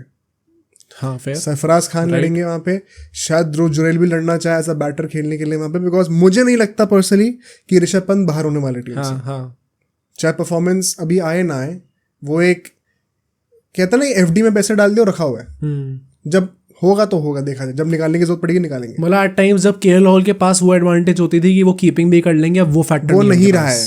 अब he has to fight for his place in every single inning, वो प्रेशर रहेगा दिमाग पे। एंड कई लोगों का ऐसा मानना है कि केएल राहुल प्रेशर में नहीं खेल पाते। तो मुझे लगता है बहुत ही थिन रो पे एक we could see another case like Shreyas Iyer happening, जहाँ पे श्रेयस अय्यर T20 सेटअप से बाहर है, टेस्ट से बाहर है, और ओडीआईज हो ही नहीं रहे। पूरी दुनिया में ओडीआईज ही नहीं हो रहे, तो वो बंदा बेचारा टीम इंडिया से ही बाहर चल रहा है फिर। अब पूरे साल नहीं खेलेगा श्रेयस अय्यर इंडिया से। सिमिलर केस कहीं केएल राहुल के साथ ना हो जाए, बिकॉज अब ऋषभ पंत का वापस आना का मतलब सबसे बड़ा इफेक्ट केएल राहुल पे ही है। वो ओडीआई टीम पे भी सेम इफेक्ट हो रहा है, जब हमने थर्ड ओडीआई में देखा था श्रीलंका अगेंस्ट, टेस्ट टीम में भी वही होगा। So now let's try to make the playing 11। देखो रोहित एंड जायसवाल तो ओपनिंग करने वाले हैं, डिजर्वेडली सो, कोई क्वेश्चन नहीं है। नंबर 3 पे do you think any changes, या फिर अभी शुभमन गिल कंटिन्यू कर रहा है? आई थिंक सो गिल ही करेगा। तो उसकी इंग्लैंड सीरीज भी अच्छी चली गई थी, 2 सेंचुरी मारी थी जितना मुझे याद है, एक 90 भी कुछ मारे थे उसने। वही है, बट हेट अभी बहुत चल रहा है इसलिए। नहीं आई थिंक तब भी यार डिजर्वेड है। प्लस आई थिंक एक बार वो इन्वेस्टमेंट कर दिया तो नहीं छोड़ेंगे। हाँ अब नहीं छोड़ेंगे, अब वाइस कैप्टन है भाई अब तो। टेस्ट में नहीं है अभी, टेस्ट वाइस कैप्टन नहीं है आई थिंक, अभी बुमराह है अभी। अच्छा okay, I could be wrong, वो लोग बता देंगे कमेंट्स में। बट गिल एट नंबर 3 मैं मतलब अग्री करता हूँ, मुझे लगता है वही होना चाहिए। टू बी वेरी फ्रैंक, और कोई है भी नहीं टीम में नंबर 3 का। केएल राहुल को आप नंबर 3 पे नहीं खिलाओगे अभी इस वक्त, राइट। नंबर 4 पे विराट कोहली वॉक्स इन ऑब्वियसली क्लियरली। नंबर 5 पे मैं स्टार्ट करूंगा केएल राहुल को पर्सनली, बट आप किस मुंह से सरफराज खान को मना करोगे? Lack of experience. मतलब I think it's not like आप बांग्लादेश मतलब ऑस्ट्रेलिया या इंग्लैंड को खेल रहे हो, घर पे बांग्लादेश को खेल रहे हो। मतलब अभी आप प्रिपेयर बीजीटी के लिए कर रहे हो, तो आपको उसके लिए अगर अभी केएल राहुल को चांस नहीं दोगे तो फिर कब दोगे? प्लस केएल राहुल ने लास्ट टाइम साउथ अफ्रीका में जाके सेंचुरी मारी, तगड़ी सेंचुरी। हाँ राइट। तो केएल राहुल जैसा एक्सपीरियंस काउंट करेगा। प्लस उसका ओवरसीज रिकॉर्ड एक्चुअली में अच्छा है। आई थिंक सो कि उसको स्टार्ट करना चाहिए, एंड आई होप वो करता है। बट नंबर 6 पे अनडिस्प्यूटेड ऋषभ पंत वापस आ रहे हैं। What do you think about Rishabh Pant भाई? मतलब क्या इज इट टू अर्ली कि एकदम से आप सेटअप में लाके सीधा स्टार्ट ही करा दो? क्योंकि हमने देखा कैसे उसको ओडीआई में भी लाती स्टार्ट नहीं कराया था, थर्ड ओडीआई में जाके कराया स्टार्ट। टेस्ट मैचेस में क्योंकि आई थिंक जो ऋषभ पंत हेटर्स हैं वो भी एक्सेप्ट करेंगे कि टेस्ट मैचेस में ही इज अ डिफरेंट ब्रीड, तो शायद वहाँ पे बनता है स्टार्ट करना उनका। आई थिंक वही ना कि T20 अभी टेस्ट टीम के अंदर बहुत जरूरी है एक्स फैक्टर जैसा प्लेयर आता है जो कि ओवरसीज भी परफॉर्म कर सकता है, लाइक ऋषभ पंत। स्पेशली जब हम बीजीटी जा रहे हैं, गाबा में हम जानते हैं क्या करा था ऋषभ पंत ने। सो वहाँ पे अगर वापस जा रहे हैं, आप चाहोगे कि ऋषभ पंत एकदम प्रिपेयर्ड हो, एंड इट्स नॉट लाइक कि उन्हें गेम टाइम नहीं मिला, अब एकदम ही नए आया। पूरा आईपीएल उन्होंने खेला, दुलीप ट्रॉफी चल रही है, वर्ल्ड कप खेला पूरा, तो ऐसा नहीं है गेम टाइम नहीं मिला उन्हें। ओडीआई में भी 2 मैचेस तो खेल ही लिए थे। सो आई थिंक अब तो पूरा टाइम मिल चुका है वार्म अप करने के लिए for the test season, and अब वही है कि अब परफॉर्म करना स्टार्ट करें। दुलीप ट्रॉफी में भी रिसेंटली उन्होंने रन मार दिए थे, 60 समथिंग रन मारे थे, ऑल्दो पहले मैच में नहीं चले थे वो। गिल ने कैच तगड़ा पकड़ा, गिल ने बहुत अच्छा कैच पकड़ा था, राइट। बट उसके बाद उन्होंने चले, एंड देन वही मतलब आई थिंक कई लोग थोड़ा क्रिटिसाइज इसलिए करते हैं क्योंकि एट टाइम्स देख के लगता है ना कि मतलब भाई ज़्यादा ही पीछे पड़े होते हैं कॉमेंटेटर्स ही, मतलब ज़्यादा ही तारीफ ज़बरदस्ती एट टाइम्स हो रही होती है, एंड पीआर का खेल लगता है लोगों को। बट एज यू सेड ना कि हेटर्स को भी पता है कि बहुत इंपॉर्टेंस है ऋषभ पंत की इन टेस्ट फॉर्मेट, तो होपफुली परफॉर्म्स नाउ। मतलब हाँ, अब मुझे लगता है उसी के चलते हुए जो एक्स फैक्टर वो लेके आता है टेस्ट मैचेस में, इट इज़ वर्थ कि आप घर के 5 टेस्ट मैचेस में उसमें इन्वेस्टमेंट दो, कि आप इनमें ना चलो, आप बीजीटी में चल जाना। तो आई थिंक उस पर्सपेक्टिव से यहाँ पे बनता है उनका खेलना नंबर 6 पे। नंबर 7 और नंबर 8 पे हमारे 2 वेटरन्स जडेजा अश्विन आएंगे वहाँ पे, जो कि इररिप्लेसेबल होने वाले हैं, कोई डिबेट ही नहीं होनी चाहिए। 2 पेसर जो होंगे हमारे बुमराह और सिराज। आई थिंक अभी यश दयाल एंड आकाशदीप को शायद, क्योंकि इंडिया में 2 ही पेसर खेलेंगे तो नहीं खिलाया जाएगा अभी शायद इनको। जो तीसरा स्पिनर होने वाला है नंबर 9 पे, क्या वो अक्षर पटेल होना चाहिए, कुलदीप यादव? राइट। बिकॉज मैं ऑनेस्टली बताऊं, सरफराज खान, ध्रुव जुरैल, आकाशदीप और अक्षर पटेल अगर ये चारों बेंच पे होते हैं, ये चारों एक्चुअली में डिजर्विंग भी रहे हैं खेलने के as per the recent performances for India. तो मतलब बेंच बहुत स्ट्रांग है एंड आई थिंक सबसे स्ट्रांग प्लेयर उसमें अक्षर पटेल होने वाला है, जो कि एक जेन्युइन केस है कि मैं क्यों ना स्टार्ट करूं। अभी दुलीप ट्रॉफी में भी कुछ 86 पे कोई टीम के 5 विकेट गिरे हुए थे, बचा लिया था, राइट। ये कहते हैं कितने पे गिरे, 30 पे कुछ गिरे थे, उन्होंने 86 मारे, कुछ ऐसा हुआ है यार। मैं हमेशा से बहुत बड़ा प्रोपोनेंट रहा हूँ कि आपको जो बैटिंग डेप्थ चाहिए वो आपको चाहिए होती है T20s में, बहुत बैटिंग में मोर इन डेप्थ, उससे थोड़ी सी कम ODIs में, एंड एक जो प्रॉपर ट्रेडिशनल अप्रोच होता है कि 5 बैट्समैन, 1 विकेट कीपर और फिर 5 बॉलर, वो आप अफोर्ड कर सकते हो टेस्ट मैचेस में, क्योंकि टाइम का कुछ कंस्ट्रेंट नहीं क्योंकि टाइम कंस्ट्रेंट नहीं है, आपको लिमिटेड ओवर्स को ज़्यादा डोमिनेट नहीं करना। उस पैतरे से जाया जाए तो नंबर 8 पे अश्विन का होना एक इतनी बड़ी लग्जरी है, हाँ डेफिनेटली, कि आपको नंबर 9 पे फिर अक्षर पटेल की जरूरत पड़नी नहीं चाहिए।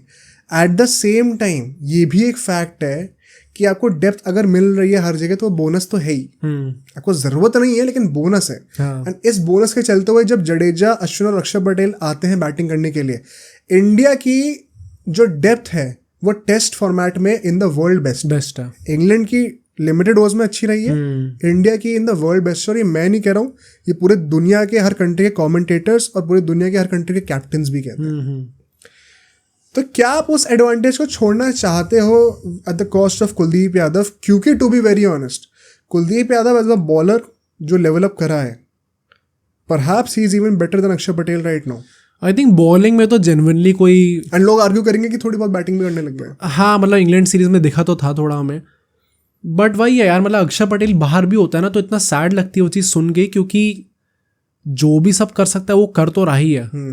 अब वो एज एन ऑलराउंडर खेल सकता है टीम के अंदर, वो हर चीज़ प्रोवाइड कर सकता है, बट मतलब कुलदीप यादव को किस मुंह से मना करोगे भाई, किस मुंह से बाहर बैठाओगे? मुझे लगता है भाई ये सारे बंदे डिजर्विंग। हाँ right, but I still think Kuldeep Yadav start करेगा।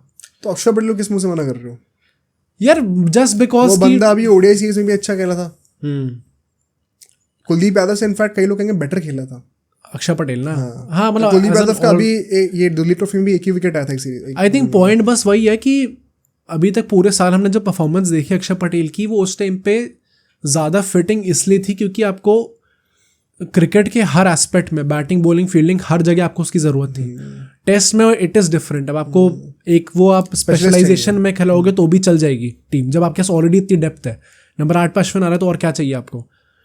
तो आई थिंक वही ना, वो सैडली वहाँ पे थोड़ा मिस आउट कर सकता है उसके चक्कर में, क्योंकि Kuldeep Yadav as a bowler is too lethal. And वही रिगार्डलेस आई वुड से कि सरफराज, जुरेल, आकाशदीप और अक्षर, ये चारों के लिए अनफॉर्चुनेट है ये लोग नहीं बना पा रहे टीम में जगह, बट ये लोग आगे जाके जरूर खेल सकते हैं अगर इनको खेलना होता है। I think once again Jadeja, Ashwin तो नहीं बेंच होंगे, it will be Kuldeep Yadav जब भी अक्षर पटेल को आपको लाना होगा। आकाशदीप को आपको जब भी लाना होगा it will B Siraj, it will not be Bumrah. And Sarfaraz Khan को आपको जब भी लाना होगा it will B KL Rahul, it will not be Rishabh Pant और शुभमन गिल, राइट। तो ये KL राहुल, सिराज एंड कुलदीप यादव, ये 3 प्लेयर ऐसे हैं जो कि रिप्लेसेबल हो सकते हैं इस टीम से। यश दयाल का मुझे लगता है अभी वो कंटेंशन में नहीं है, अभी लाइन में पहले आकाशदीप आगे खड़े हुए हैं। सो अभी तो सिलेक्ट हुआ है, आई थिंक वो टीम का पार्ट होने में बहुत खुश रहेंगे, तो उनका थोड़ा खेलना मुश्किल है।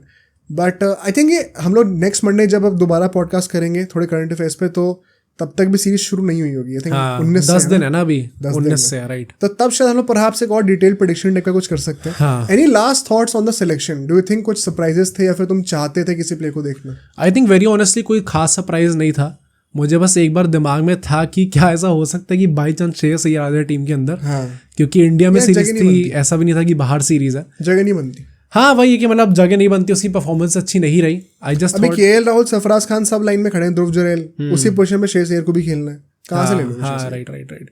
तो नेचुरली आई डोंट थिंक बहुत ज़्यादा सरप्राइज है स्क्वाड में। एंड टेस्ट प्रॉब्ली वो अकेला ऐसा फॉर्मेट है जहाँ पे यूजुअली आपको इतने सरप्राइज नहीं देखने को मिलते, क्योंकि आपको मोर और लेस पता है टेस्ट टीम सबसे ऑर्गेनाइज है ना इंडियन टीम की, सबको पता है कि कौन कौन से प्लेयर सेलेक्ट होंगे। मैं बस ये कहूँगा कि गौतम गंभीर की पहली टेस्ट सीरीज होने वाली है, राइट। डोंट बी सरप्राइज अगर लाइनअप में कुछ फेरबदल देखने को मिले, पता चले अक्षर पटेल को नंबर 4 का बैटर बना दिया गया है, राइट। ऐसा वैसा भी कुछ हो रहा है।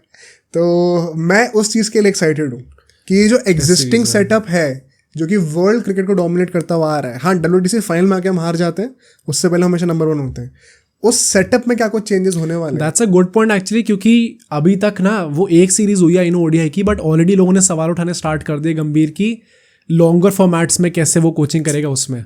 Now this is the longest format. अब यहाँ पे कैसी कोचिंग स्टार्ट होती है बिफोर द बीजीटी, क्योंकि अगर यहाँ पे आप एक भी सीरीज हारते हो ना तो लोग स्टार्ट हो जाएंगे बीजीटी में तो हार के आएंगे लोग। इंडिया पिछले 12 साल में एक भी सीरीज घर पे नहीं हारी, जो कि हिस्ट्री का सबसे बड़ा रिकॉर्ड है। राइट। तो गौतम गंभीर का प्रेशर होता है। हाँ राइट, ये बहुत बड़ा प्रेशर है। हाँ हाँ। आई होप, मैं एक्साइटेड हूँ देखने के लिए कुछ नया देखने को मिलता है कि नहीं, या फिर हम लोग अपने पुराने टेम्पलेट पे टिकते हैं। But I am expecting whitewash to be very honest. अगर कोई ड्रॉ भी होता है, will be very surprise. Although Bangladesh Pakistan को हरा के आ रही है बहुत अच्छे फॉर्म में, तो देखते हैं क्या होता है। बट आई थिंक अब हम लोग बात करते हैं फुटबॉल के बारे में, that is going to be even more controversial. And यहाँ सबसे पहले हम लोग बात करेंगे मेसी और रोनाल्डो की। बैलन डॉर के टॉप 30 नॉमिनीज की लिस्ट निकलती है एंड 2003 के बाद पहली बार ऐसा हुआ है कि मेसी रोनाल्डो में से कोई भी एक बंदा नहीं है।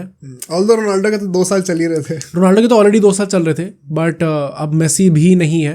And finally it seems like कि वो जो पूरा एरा था, जो हैंगओवर था पूरा मेसी रोनाल्डो का, वो फाइनली फिनिश हो चुका है, जो कि कुछ लोगों के लिए एज अ सरप्राइज भी आ सकता है, क्योंकि जब कोपा अमेरिका मेसी जीता था तब काफ़ी लोग सोचते थे कि इट इज़ पॉसिबल भाई कि मेसी टॉप 30 में आ जाए, टॉप 30 में आ जाए। जीतेगा नहीं लेकिन टॉप 30 में आ जाए, राइट। सो एंड उसको लेके ऑलरेडी क्रिटिसाइज कर रहे थे लोग, but it is a very gutsy decision and I think सो कि फ्रांस फुटबॉल ने सही डिसीजन लिया है, क्योंकि मीडिया के हिसाब से एक वो थोड़ा जो भी आप बिजनेस साइड ऑफ फुटबॉल कह सकते हो उसके हिसाब से थोड़ा हिट तो पड़ता है इस चीज़ से। हाँ, अगर आप मेसी रोनाल्डो का नाम लेके नहीं आते हो तो, क्योंकि एक वो आई थिंक एक पूरा फुटबॉल को ही हिट पड़ता है, क्योंकि इन 2 प्लेयर्स ने पूरी जनरेशन डिफाइन कर दी है। इतने सारे लोगों को इन न्यू कंट्रीज वहाँ पे लोगों को इंस्पायर करा है फुटबॉल देखने के लिए। सो उसके चक्कर में एक थोड़ा सा फिट तो पड़ता है टू द एक्सटेंट कि लोग, कई नए लोग ऐसा कहते हैं कि अब मेसी रोनाल्डो चले गए तो फुटबॉल में मज़ा ही नहीं देखने में, एंड दैट इज़ फेयर, सबका अपना अपना पॉइंट है। बट मतलब आई थिंक काफ़ी गट्सी डिसीजन था ये, एंड सही डिसीजन इसलिए है क्योंकि हमने पहले डिस्कस करा है कि भाई अब वो लोग यूरोप में नहीं खेल रहे, एंड लोग कहेंगे ये चीज़ कि यूरोप से जाने का पॉइंट ये होता है, आई एम नॉट श्योर ये रोनाल्डो के लिए अप्लाई होता है नहीं, बट शायद मेसी के लिए अप्लाई होता है ये, कि मतलब वो गए इसलिए कि अब चलो अब भाई जाए लाइट हमसे, स्पॉटलाइट जाए हमसे, लाइमलाइट जाए। रोनाल्डो के लिए अप्लाई नहीं होता। हाँ भाई, और हम अपना करियर मैं अब आराम से पीस में बिताना चाहते हैं। द पीस वाला पॉइंट वो सही हो सकता है, बट वो स्पॉटलाइट रोनाल्डो हमेशा चाहेगा अपने ऊपर। अगर वो सिलेक्ट होता तो खुशी होता, बट इन जनरल बहुत इंपॉर्टेंट था डिसीजन आए, क्योंकि एज आई सेड कि लोग यूरोप में नहीं खेल रहे एंड सिर्फ इनका नाम हटा दिया जाए। इससे पहले तक जितने भी प्लेयर्स यूरोप से बाहर खेलते हैं, कोई सिलेक्ट होता तो उस पर दंगे मच जाते हैं। मैं सबसे बड़ा पॉइंट यही कहूँगा, मैंने ट्वीट भी करा था ये, मेसी और रोनाल्डो फैंस को साथ में मिलकर सेलिब्रेट करना चाहिए, एक्नॉलेज करना चाहिए इस बात को कि वो दोनों के दोनों प्लेयर्स अब टॉप 30 में नहीं आए हैं। क्योंकि किसी भी और प्लेयर को ले लो तुम पूरी हिस्ट्री है फुटबॉल के, एज यू सेड, अगर वो बंदा यूरोप में नहीं होता और वो बैलन डॉर के टॉप 30 में आया होता तो कितना बवाल होता।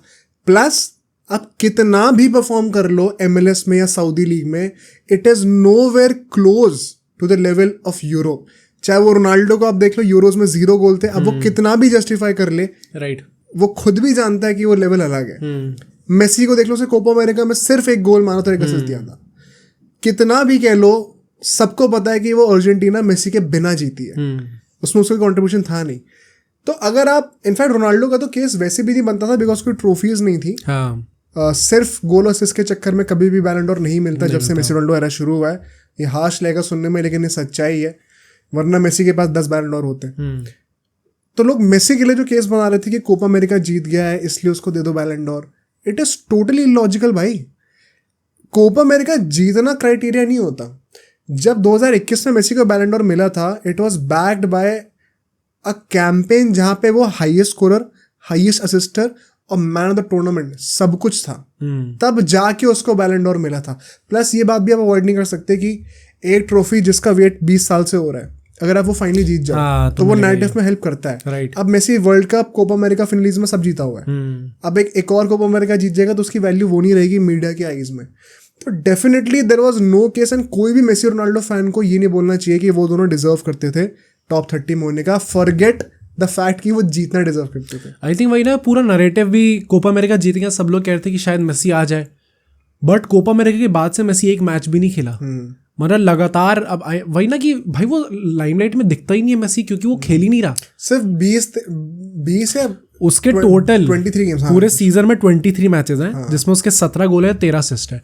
नाउ 23 मैचेस में 30 goal assist is crazy, but वही है कि वो MLS के अंदर आया था एंड कोपा अमेरिका में फ्रैंकली उसका कोई कॉन्ट्रीब्यूशन था नहीं जीतने में, अनफॉर्चुनेटली फॉर्चुनेटली आप जो भी कह लो उसको। रोनाल्डो के 53 मैचेस में 46 गोल और 14 असिस्ट थे, 60 गोल कॉन्ट्रीब्यूशंस थे, जो कि उनने अपने पॉडकास्ट में भी प्रचार करा था कि रियो आई स्कोर्ड 60 गोल्स। वो कहता 60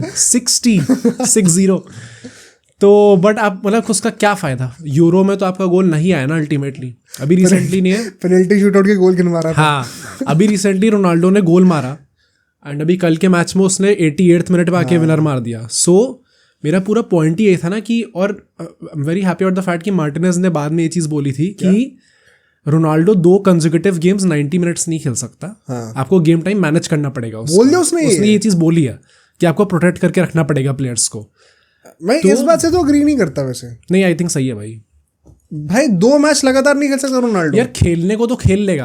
अब वही है कि आप क्या आप उसका वो आउटपुट देख सकते हो कि उसका निकलेगा ही निकलेगा हर मैच में। असली बात ये है ना, फिर वो सॉफ्टन कर रहा है लोगों को क्या कि वो 2 मैचेस नहीं खेल सकता। नहीं तो वही ना, दो मैचेस आप 100% इंटेंसिटी में नहीं खेल सकता रोनाल्डो। 40 साल का हो गया भाई, 40 का हो गया भाई। नहीं भाई, मतलब 2 मैचेस का ये नहीं है ना कि आप 2 मैचेस खेलो और उसके बाद आपको अगले मैचेस मिस करने पड़ जाए क्योंकि आप इंजर हो जाओ उसके चक्कर में। सऊदी में तो खेल ही रहा है ना।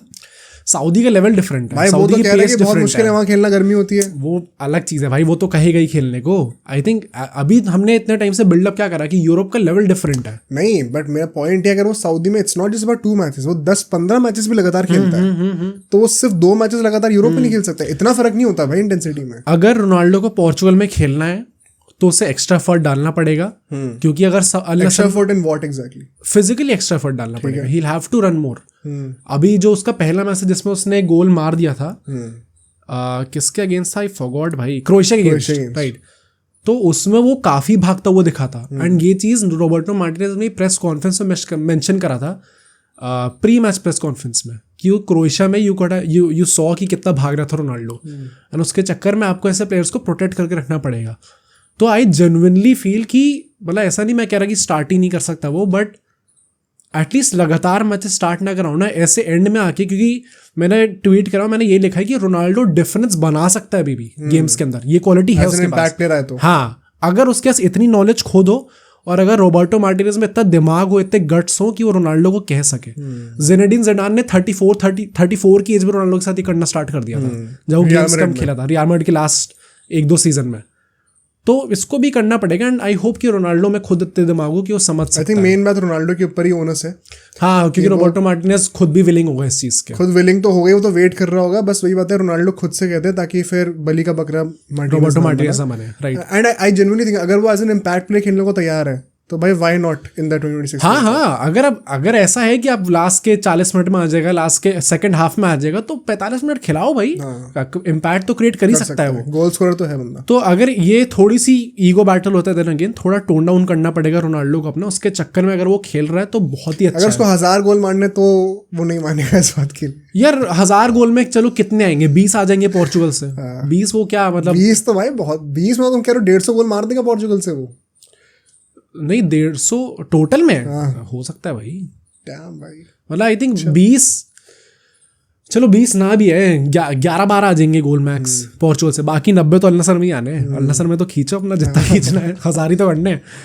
तो आई थिंक ये चीज़ सही है एंड इसी के चक्कर में coming back to the topic, Ballon d'Or में जितने भी आप गोल असिस्ट मार लो, इट इज़ वेरी इंपॉर्टेंट कि ये चीज़ फ्रांस फुटबॉल एक्नॉलेज करता है, क्योंकि फुटबॉल बैलन डोर की क्रेडिबिलिटी लूज हो रही थी इसके चक्कर में। मैं एक्चुअली पता है ये सारे लोगों को कॉल आउट करना चाहता हूँ जो कि कहते हैं कि मेसी जो है रिक करता है, ये करता है, वो करता है। Firstly very logical claims, secondly it made complete sense for the Ballon door committee कि वो आके कहें, फ्रांस फुटबॉल आकर कहे कि हम मेसी को इस बार टॉप 30 में डाल देते हैं और रोनाल्डो को नहीं डालेंगे। मेसी ने कुछ ऐसा खास करा भी नहीं है। इससे कितनी कंट्रोवर्सी क्रिएट होगी, कितने क्लिक्स आएंगे, कितना ज़्यादा नैरेटिव बनेगा, कितना डिस्कशन होगा, हमारा प्रमोशन हो जाएगा इस चीज़ से। Any sort of publicity is publicity, चाहे वो नेगेटिव ही क्यों ना हो। उन्होंने फिर भी वो टफ कॉल लिया कि हमें मेसी और रोनाल्डो से फाइनली मूव ऑन करना पड़ेगा, चाहे इसके चलते हुए जब बैलन डोर की सेरेमनी अल्टीमेटली स्ट्रीम होगी तो उसकी टीआरपी बहुत गिरेगी, बट ये टाइम कभी ना कभी तो आना ही था। इस साल दोनों को निकाल के अगर आ रहा है तो आए। इसी के चक्कर में आई थिंक इस साल बहुत ज़्यादा लोग एक्साइटेड है नहीं बैलन डोर के लिए। मतलब I am not looking forward to it. मुझे कुछ ऐसा लग नहीं रहा दिमाग में कि भाई बैलन डोर सेरेमनी आने वाली है, देखने में बहुत मज़ा आएगा। वो बात है नहीं इस टाइम पे एक्चुअली में, क्योंकि वो चीज़ स्टार्ट से भी मेंशन होती है। कितने लोगों ने वीडियोस बनाई है इसके ऊपर कि फुटबॉल का लेवल इन जनरल अब वापस अपने नॉर्मल स्टेट पे आ गया है। जो बीच में इतना हाइक हो रखा था, it is coming back to normal. And जैसे स्टार्ट्स है बैलन डोर कंटेंडर्स के इस टाइम पे जो कि जीतने वाले हैं, वो देख के आपको पता चल रहा है कि काफ़ी लेवल नीचे आ चुका है। पता है, just to close this topic on Messi and Ronaldo specifically, तो do you have anything else to say on this? नहीं।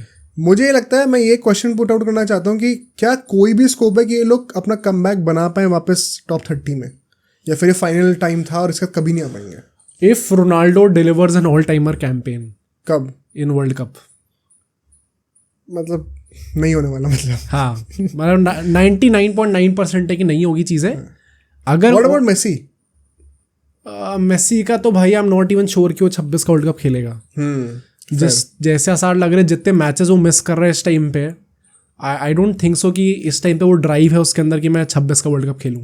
और रोनाल्डो के अंदर आपको दिख रहा है कि वो तो भाई वो 30 का वर्ल्ड कप भी खेल रहा है। उसका मनो तो 30 का भी बस चले तो अपने बेटे के साथ खेल रहा है। सो अगर रोनाल्डो एक ऑल टाइमर कैंपेन डिलीवर करता है, by all timer I mean कि मतलब भाई ये 3-4 गोल आ जाए और बाई चांस वो जीत जाए वर्ल्ड कप, 3-4 गोल में हो जाएगा। 3 गोल तो भाई अभी यूरो में 3 गोल में वो बन गया था टॉप स्कोरर। आई थिंक ये एक्सेप्शन था ये वाला साल, कि ओन गोल टॉप स्कोरर थे। मतलब चलो 5 में रोनाल्डो बन गया था इससे पिछले वाले यूरोज में, तो 5 तक तो क्रॉस करना पड़ेगा। 5 तक हो जाए। 2018 वाले में भी आई थिंक 5 में हैरी केन को गोल्डन बूट मिल गया था। अब वही है कि एम्बापे जैसे प्लेयर्स हैं, ये लोग काफी गोल मारेंगे। 7, एम्बापे 8। राइट, पिछली बार आई थिंक वो ज्यादा एक्सीड कर गया था। इतना होता नहीं यूजुअली, 2 बंदे एक्सीड कर गए। हाँ, ज्यादा ही कर गया था। 2 बंदे एक्सीड गए, प्लस उनकी टीम में जरूर उन्होंने भी 4-5 गोल मार दिए। अल्वारेस ने 4-5 गोल मार दिया। तो आई थिंक पिछला वाला थोड़ा ज्यादा एक्सेप्शन था, but usually on an average आप 4-5 गोल मारते हो तो एक काफी अच्छा कैंपेन होता है फॉर। क्या रोनाल्डो को अमेरिका में आने दिया जाएगा खेलने के लिए? अब तो हो गया, अब हो गई क्लियरेंस है उसके आने के लिए। मतलब यू आर सेइंग कि मेसी का ये लास्ट चांस था? आई थिंक सो। अब बहुत डिफिकल्ट है वापस आना। अब आना बहुत, क्योंकि अब फिनलिज्म अगले साल होगा, वो भी मैटर करता नहीं, एक मैच है। एंड एमएलएस से तो कुछ भी कर ले, I don't think it deserves to be getting a recognition for the Ballon d'Or. तो मतलब हम लोग फाइनली इन दोनों बंदों से मूव ऑन कर चुके हैं, और अब हमें कभी भी मेसी और रोनाल्डो बैलन डोर के नॉमिनेशंस में नहीं दिखेंगे। Forget them winning. Right, so the streak ends at 8 versus 5, ultimate domination. Right. अभी 26 का वर्ल्ड कप आ रहा है। अरे तो क्या 6 जीत जाएगा? कालमा 6 हो जाएंगे, पर 30 का आ रहा है। बट मूविंग ऑन, हम लोग अब बात करने वाले हैं बैलन डोर की जो टॉप 30 नॉमिनीज आए हैं। इसमें कौन कौन से ऐसे प्लेयर्स हैं जो कि जिन लोगों ने परफॉर्म काफी अच्छा करा था, और ये लोग यूरोप में ही थे, और ये लोग तब भी सिलेक्ट नहीं हुए। कुछ ऐसे प्लेयर्स हैं, जैसे पहला नाम मैं लूंगा, यहाँ पे शायद मेरा बायस है लोग कहें, जो कि रॉड्रिगो था। एंड रॉड्रिगो ना हमेशा एक साइड कैरेक्टर सब लोग मानते हैं, विच इज फेयर, क्योंकि विनीशियस वहाँ का मेन कैरेक्टर है। अब एम्बापे भी आ चुका है, जूड बेलिंगम था लास्ट सीजन। उसके अगर हम लोग स्टैट्स देखें तो उसके 17 गोल्स और 9 असिस्ट थे इन 51 मैचेस। नाउ देन अगेन मैं यहाँ पे सबसे रिक्वेस्ट करूंगा कि इनको आप मेसी रोनाल्डो वाले नंबर से कंपेयर मत कर देना। अगर एक बंदा 26 गोल असिस्ट दे रहा है इन 51 मैचेस, तो it is actually a decent total. And वहाँ पे वो लालिगा जीता है, यूसीएल जीता है, स्पेनिश सुपर कप जीता है, यूएफए सुपर कप जीता है। तो ट्रॉफीज के मामले में तो उसका पूरा तगड़ा था। बस ब्राजील से तो अब वो नहीं कर पाया उतना, उसका कोपा अमेरिका में कोई भी कंट्रीब्यूशन नहीं आया, तो वो डेफिनेटली डेंट पड़ा होगा। बट आई स्टिल थिंक कि मतलब आपने वो पूरा कैंपेन ही उसका डिसरिगार्ड कर दिया, वो मुझे थोड़ा हार्श लगा। एंड आई टॉप 30 लाख तो था, मतलब हम जीतने की बात नहीं कर रहे। वही ना, इसके चक्कर में नेमार ने स्टोरी डाल दी। अब उससे स्टोरी जो डाली मैं उससे अग्री नहीं करता। क्या उसने डाला कि Rodrigo is at least top 5 in the world. तो वो मुझे लगा कि थोड़ा ज्यादा हो गया उसका। बट मतलब खुद को मानता है टॉप 5? नहीं, वो कहाँ वो कभी भी कहाँ ही कहता था कुछ, वैसे भी इतना इंटरेस्टेड है वो। बट रॉड्रिगो टॉप 30 में तो डिजर्व करता था यार, आई जेन्युइनली फील दिस। बाकी जो कुछ बड़े नाम्स हैं, नाम है राइट, मोहम्मद सलाह सेलेक्ट नहीं होते। 49 मैचेस में उनके 40 गोल कॉन्ट्रीब्यूशंस थे। तो गोल असिस्ट के मामले में तो उनने बहुत ही अच्छा सीजन डिलीवर करा है। पॉइंट इज वो ट्रॉफी में सिर्फ कारबाओ कप जीते। बट ना मुझे अगेन वही लगता है कि कुछ अब जैसे साका सिलेक्ट हो गया, साका तो ट्रॉफी लेस गया था भाई, आर्सेनल तो कुछ जीती नहीं। आप बोलोगे नहीं चैंपियंस लीग में वो पहुंच गए थे आगे, क्या फायदा, जीते थोड़ी। तो इसी के चक्कर में मैंने मुझे लगता है लिवरपूल ऐसा नहीं कि लीग में बहुत गंदी आई, थर्ड आई थी, आर्सेनल सेकंड आई थी, तो बहुत ज़्यादा उसमें भी डिफरेंस नहीं है। तो गोल असिस्ट में जब वो इतना आगे था लोगों से, तो फिर क्यों उसे सिलेक्ट नहीं करा गया? ये अनफेयर है। टॉप 30 में तो ये प्लेयर्स आएंगे ही आएंगे भाई, आप मतलब इतना डिसरिगार्ड नहीं कर सकते। ये नहीं कह सकते कोई ट्रॉफी नहीं जीता तो वो आएगा ही नहीं आएगा। 30th पोजीशन पे रख लो भाई चाहो तो, फिर लाओ तो। अगर ट्रॉफी ही इतनी ज्यादा मैटर करती है तो फिर हैरी केन क्यों आया? Harry Kane I know golden boot जीत गया, बट ट्रॉफी लेस गया बायर्न म्यूनिख के साथ, वो तो बहुत बड़ा क्राइम है। तो फिर हैरी केन कैसे आ गया? तो इसी के चलते मुझे कुछ कुछ डिसीजंस तो ऐसे लगते हैं कि अगेन मतलब आई थिंक इसमें कोई सरप्राइज वाली बात नहीं है। बैलेंड डोर के टॉप 30 में हर बार बेवकूफ़ी के डिसीजंस होते ही होते हैं। मुझे याद है एक बार सलाह ने कहा था, ये मेरे ख्याल से 21-22 वाले सीजन की बात है या 22-23 वाले सीजन की बात है, शायद मैसी जीता था उस साल। उसमें उसने कहा था कि वो टॉप 5 में नहीं आता शायद उस साल। उसने कहा था कि आई डोंट नो मुझे और क्या करना पड़ेगा टॉप 5 में आने के लिए। हाँ, और ऐसा कुछ करा था नहीं कि वो एक्चुअली में ट्रम्प कर देता। राइट। बट मुझे लग रहा है उस दिन के बाद से उसका जो डाउनफॉल आया बैलेंड डोर में, बेचारा उसके बाद स्ट्रगल कर रहा है सही में टॉप 30 में। आई थिंक वो भी अब जीत नहीं पाएगा मोस्ट प्रोबब्ली कभी भी। कितने साल का हो गया वो? आई थिंक 33 के आसपास तो हो ही गया है। मुश्किल है, अब तो बहुत डिफिकल्ट है। आई डोंट थिंक सब जीत पाएगा, बट रिगार्डलेस जितना अच्छा उसका कंट्रीब्यूशन था लिवरपूल की तरफ से, आई थिंक टॉप 30 में होना चाहिए था ना। मॉड्रिच की बात करते हैं। मॉड्रिच में कई लोग डिफेंड कर रहे थे इसको, भाई Modric does not deserve to be in top 30। अब सिर्फ स्टैट्स उसके देखो तो ऑब्वियसली मॉड्रिच के आप स्टैटिस्टिकली आप उसको कंपेयर नहीं करोगे गोल असिस्ट के मामले में, बट स्टिल 52 गेम्स में उसके 14 गोल असिस्ट थे। यार मॉड्रिच का रोल ही नहीं था लास्ट सीजन में। क्रोएशिया ग्रुप से में बाहर, क्रोएशिया बहुत गंदा खेली थी, पेनल्टी मिस करी थी उसने, पेनल्टी मिस करी थी, सिर्फ एक ही गोल था यूरो के अंदर, बहुत अच्छा उसका यूरो नहीं गया। उससे पहले भी मतलब सबको पता था कि अब टाइम आ चुका है मॉड्रिच का, बहुत डिफिकल्ट है उसका। तभी लास्ट सीजन सब लोग सोच रहे थे कि टोनी क्रूज को तो मिल जाएगा कॉन्ट्रैक्ट एक्सटेंशन, बट मॉड्रिच नहीं रुकेगा। अल्टीमेटली उल्टा हो गया। बट मॉड्रिच का इस सीजन भी क्या कॉन्ट्रीब्यूशन है, सबको पता है कि अब वो अपने एंड स्टेजेस में है और वो नहीं खेल सकता उस लेवल पे, and that is why I think वो पुश नहीं करना चाहिए फालतू में। आई थिंक मॉड्रिच टैक्स है, जो सारे ट्रॉफी जीत गए, यूसीएल वगैरह जीत गया, ला लीगा जीत गया टॉप 30 में ना। मतलब मॉड्रिच से ज्यादा अच्छा तो फिर रॉड्रिगो ले आते भाई। हाँ, Rodrigo deserved it over Modric any day, definitely, आराम से करता। ये तो है। सो मॉड्रिच का आई थिंक थोड़ा अनडिजर्विंग था कि वो जबरदस्ती में आ गया इसके अंदर। Next big player is KDB, and KDB I think generally मैं जितने भी प्लेयर्स नाम डिस्कस करने वाला हूँ मैं उसमें 2 लोग हैं जिनका मुझे जनरली लगता है कि ये लोग होने चाहिए थे पर ये लोग थे नहीं। केडीबी 32 गेम्स में उसने कितने 26 गोल असिस्ट हैं उसके। यहाँ पे वो प्रीमियर लीग भी जीता है, कम्युनिटी शील्ड भी जीता है। एंड मुझे ये लगता है कि आप किस बेसिस पे कह रहे हो कि केडीबी नहीं होगा। लास्ट सीजन जब साका है हाँ राइट, केडीबी नहीं है। लास्ट सीजन हमने देखा कितनी ज्यादा इंपॉर्टेंस थी केडीबी की। जब केडीबी आ रहा था तो वो यर्गन क्लॉप ने बोला था कि he is coming on and the whole Premier League is trembling, कुछ ऐसे करके बोला था। उसका खुद का इम्पैक्ट कितना ज्यादा है टीम के अंदर। एंड 32 गेम्स के अंदर अगर एक मिडफील्डर 26 गोल असिस्ट प्रोवाइड कर रहा है, प्रीमियर लीग भी जीत गया जो कि biggest league in the world है, तो आप किस बेसिस पे उसका मना कर रहे हो? तो आई थिंक केडीबी भी काफी हार्डन फील कर रहा होगा इससे। मैं भाई तो और क्या करे बंदा, इतने टाइम से था कि टॉप 5 में आ रहा है, अब मेसी रोनाल्डो जब चले जाएंगे तभी टॉप 3 या विनर फाइनली वो ब्रेकआउट करेगा, और बंदा एकदम से टॉप 30 में नहीं है। एंड आई थिंक वो भी अपनी 30s में आ चुका है केडीबी ना। हाँ 30s में आ चुका है। कितना और खेलेगा? सऊदी से ऑफर आ रहा था अभी तो उसे, मतलब कितने और वो बैलेंड डोर वर्दी सीजन्स दे सकता है वो, उस बेचारे का भी तो सोचो। तो मतलब साका ने टू बी वेरी ऑनेस्ट क्या है वही ना, क्योंकि साका पे भी मतलब मैं ये डिस्कशन करूंगा कि वो था तो है अंदर, बट ना यूरोस का बहुत अच्छा गया। प्रीमियर लीग में हाँ अच्छा सीजन गया उसका, आर्सेनल के सेकंड आने में बहुत बड़ा उसका कंट्रीब्यूशन था, बट आर्सेनल के सेकंड आने में कंट्रीब्यूशन था। आर्सेनल की कोई ट्रॉफी जीतने में कोई कंट्रीब्यूशन नहीं है क्योंकि आर्सेनल ट्रॉफी नहीं जीती। एंड कंपैरिजन में ब्लैक एंड व्हाइट हो जाता है जब उसी लीग में सिटी जीती हुई है। हाँ राइट, मतलब ईदर वे अगर साका के भी गोल कॉन्ट्रीब्यूशन बहुत ज्यादा नहीं है केडीबी से, उसके आसपास के ही हैं, और वो विंगर है और उस ये ट्रॉफी भी नहीं जीता। पर ये केडीबी को भाई साहब इन लोगों को निकाल दिया। आई थिंक काफी गंदा डिसीजन था। अगेन एक और बहुत बड़ा प्लेयर है जो कि आप लोग कह सकते हो मुसियाला, बट आई थिंक मुसियाला का कुछ केस इसलिए बन सकता है, सी उसका ओवरऑल कैंपेन बहुत अच्छा नहीं गया था। एंड वो क्यों नहीं गया था, उसके 49 गेम्स में 26 गोल असिस्ट थे ना। वही है कि आप कह सकते हो कि डिसेंट कैंपेन है, अच्छा कैंपेन है, बट बायर्न म्यूनिख कोई ट्रॉफी नहीं जीती। एंड बायर्न म्यूनिख का मेन आदमी था हैरी केन। तो I think either way Bayern Munich से most probably max to max 1-2 players ही आ सकते थे टॉप 30 में, उसमें हैरी केन आ गया और मुसियाला सैडली नहीं आ पाया। तो हाँ मतलब उसका पर्सनली बहुत ज़्यादा कुछ आप ब्लेम नहीं करोगे कि उसे बहुत कुछ चेंज कर देना चाहिए था, क्योंकि एग्जैक्टली वो स्ट्राइकर भी नहीं है, वो थोड़ा अटैकिंग मिडफील्डर सॉर्ट ऑफ का उसका रोल है। बट अनफॉर्चुनेटली क्योंकि वो ट्रॉफीज नहीं जीते इसलिए वो नहीं आ पाया। प्लस एक one of the best young players था अभी बड़ी रिसेंटली तक, अब एक्सपेक्टेड था कि वो मेजर सीन में ब्रेकआउट करेगा। ऑल्दो उसका यूरो बहुत अच्छा गया था, 3 गोल उसने मारे थे, वो जॉइंट टॉप स्कोरर है। यूरो का गोल्डन बूट अभी उसको लास्ट जर्मनी के मैच में मिला है उसे। सो आप वहाँ पे उसको क्रेडिट देना चाहोगे, क्योंकि आगे जाके को जो कंट्रोवर्शियल नेम्स आने वाले हैं वो जस्ट बिकॉज स्पेन जीत गई है इसलिए एकदम से बैलेंड और टॉप 30s में आ गए हैं, तो वो भी देखने में थोड़ा अजीब है। बट मुसियाला का आई थिंक पर्सनली कुछ प्रॉब्लम नहीं है, जस्ट बिकॉज वो ट्रॉफी लेस गया था। 2 players that I wanted to talk about more is, एक तो ओसीमैन आता है एंड ओसीमैन का I generally I don't know कि लोग कैसे कह रहे हैं कि अंदर आएगा। 34 गेम्स में इसके 23 गोल असिस्ट थे। पहले तो इतने मैचेस ही नहीं खेले उसने।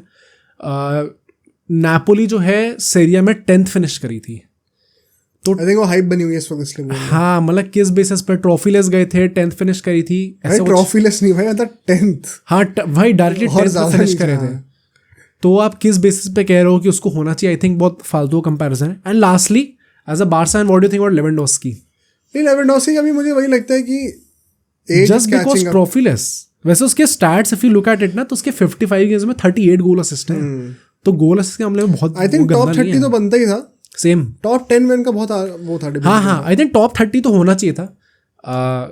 आई नो ट्रॉफी लेस गया बट स्टिल मतलब काफी, साका भी ट्रॉफी लेस गया, उससे गोल असिस्ट और कम थे, तो वो कैसा आ गया अंदर? I think playing for Poland did not help, England finals तक पहुंची डिड नॉट हेल्प। हाँ although you can still say Saka का 1 गोल था पूरी यूरो में, लेवेंडोस्की का भी 1 था। साका का तो मुझे समझ में नहीं आ रहा कि आप डे ब्रुयने लेवेंडोस्की साला जैसे इंग्लिश पीआर कर सकते हो।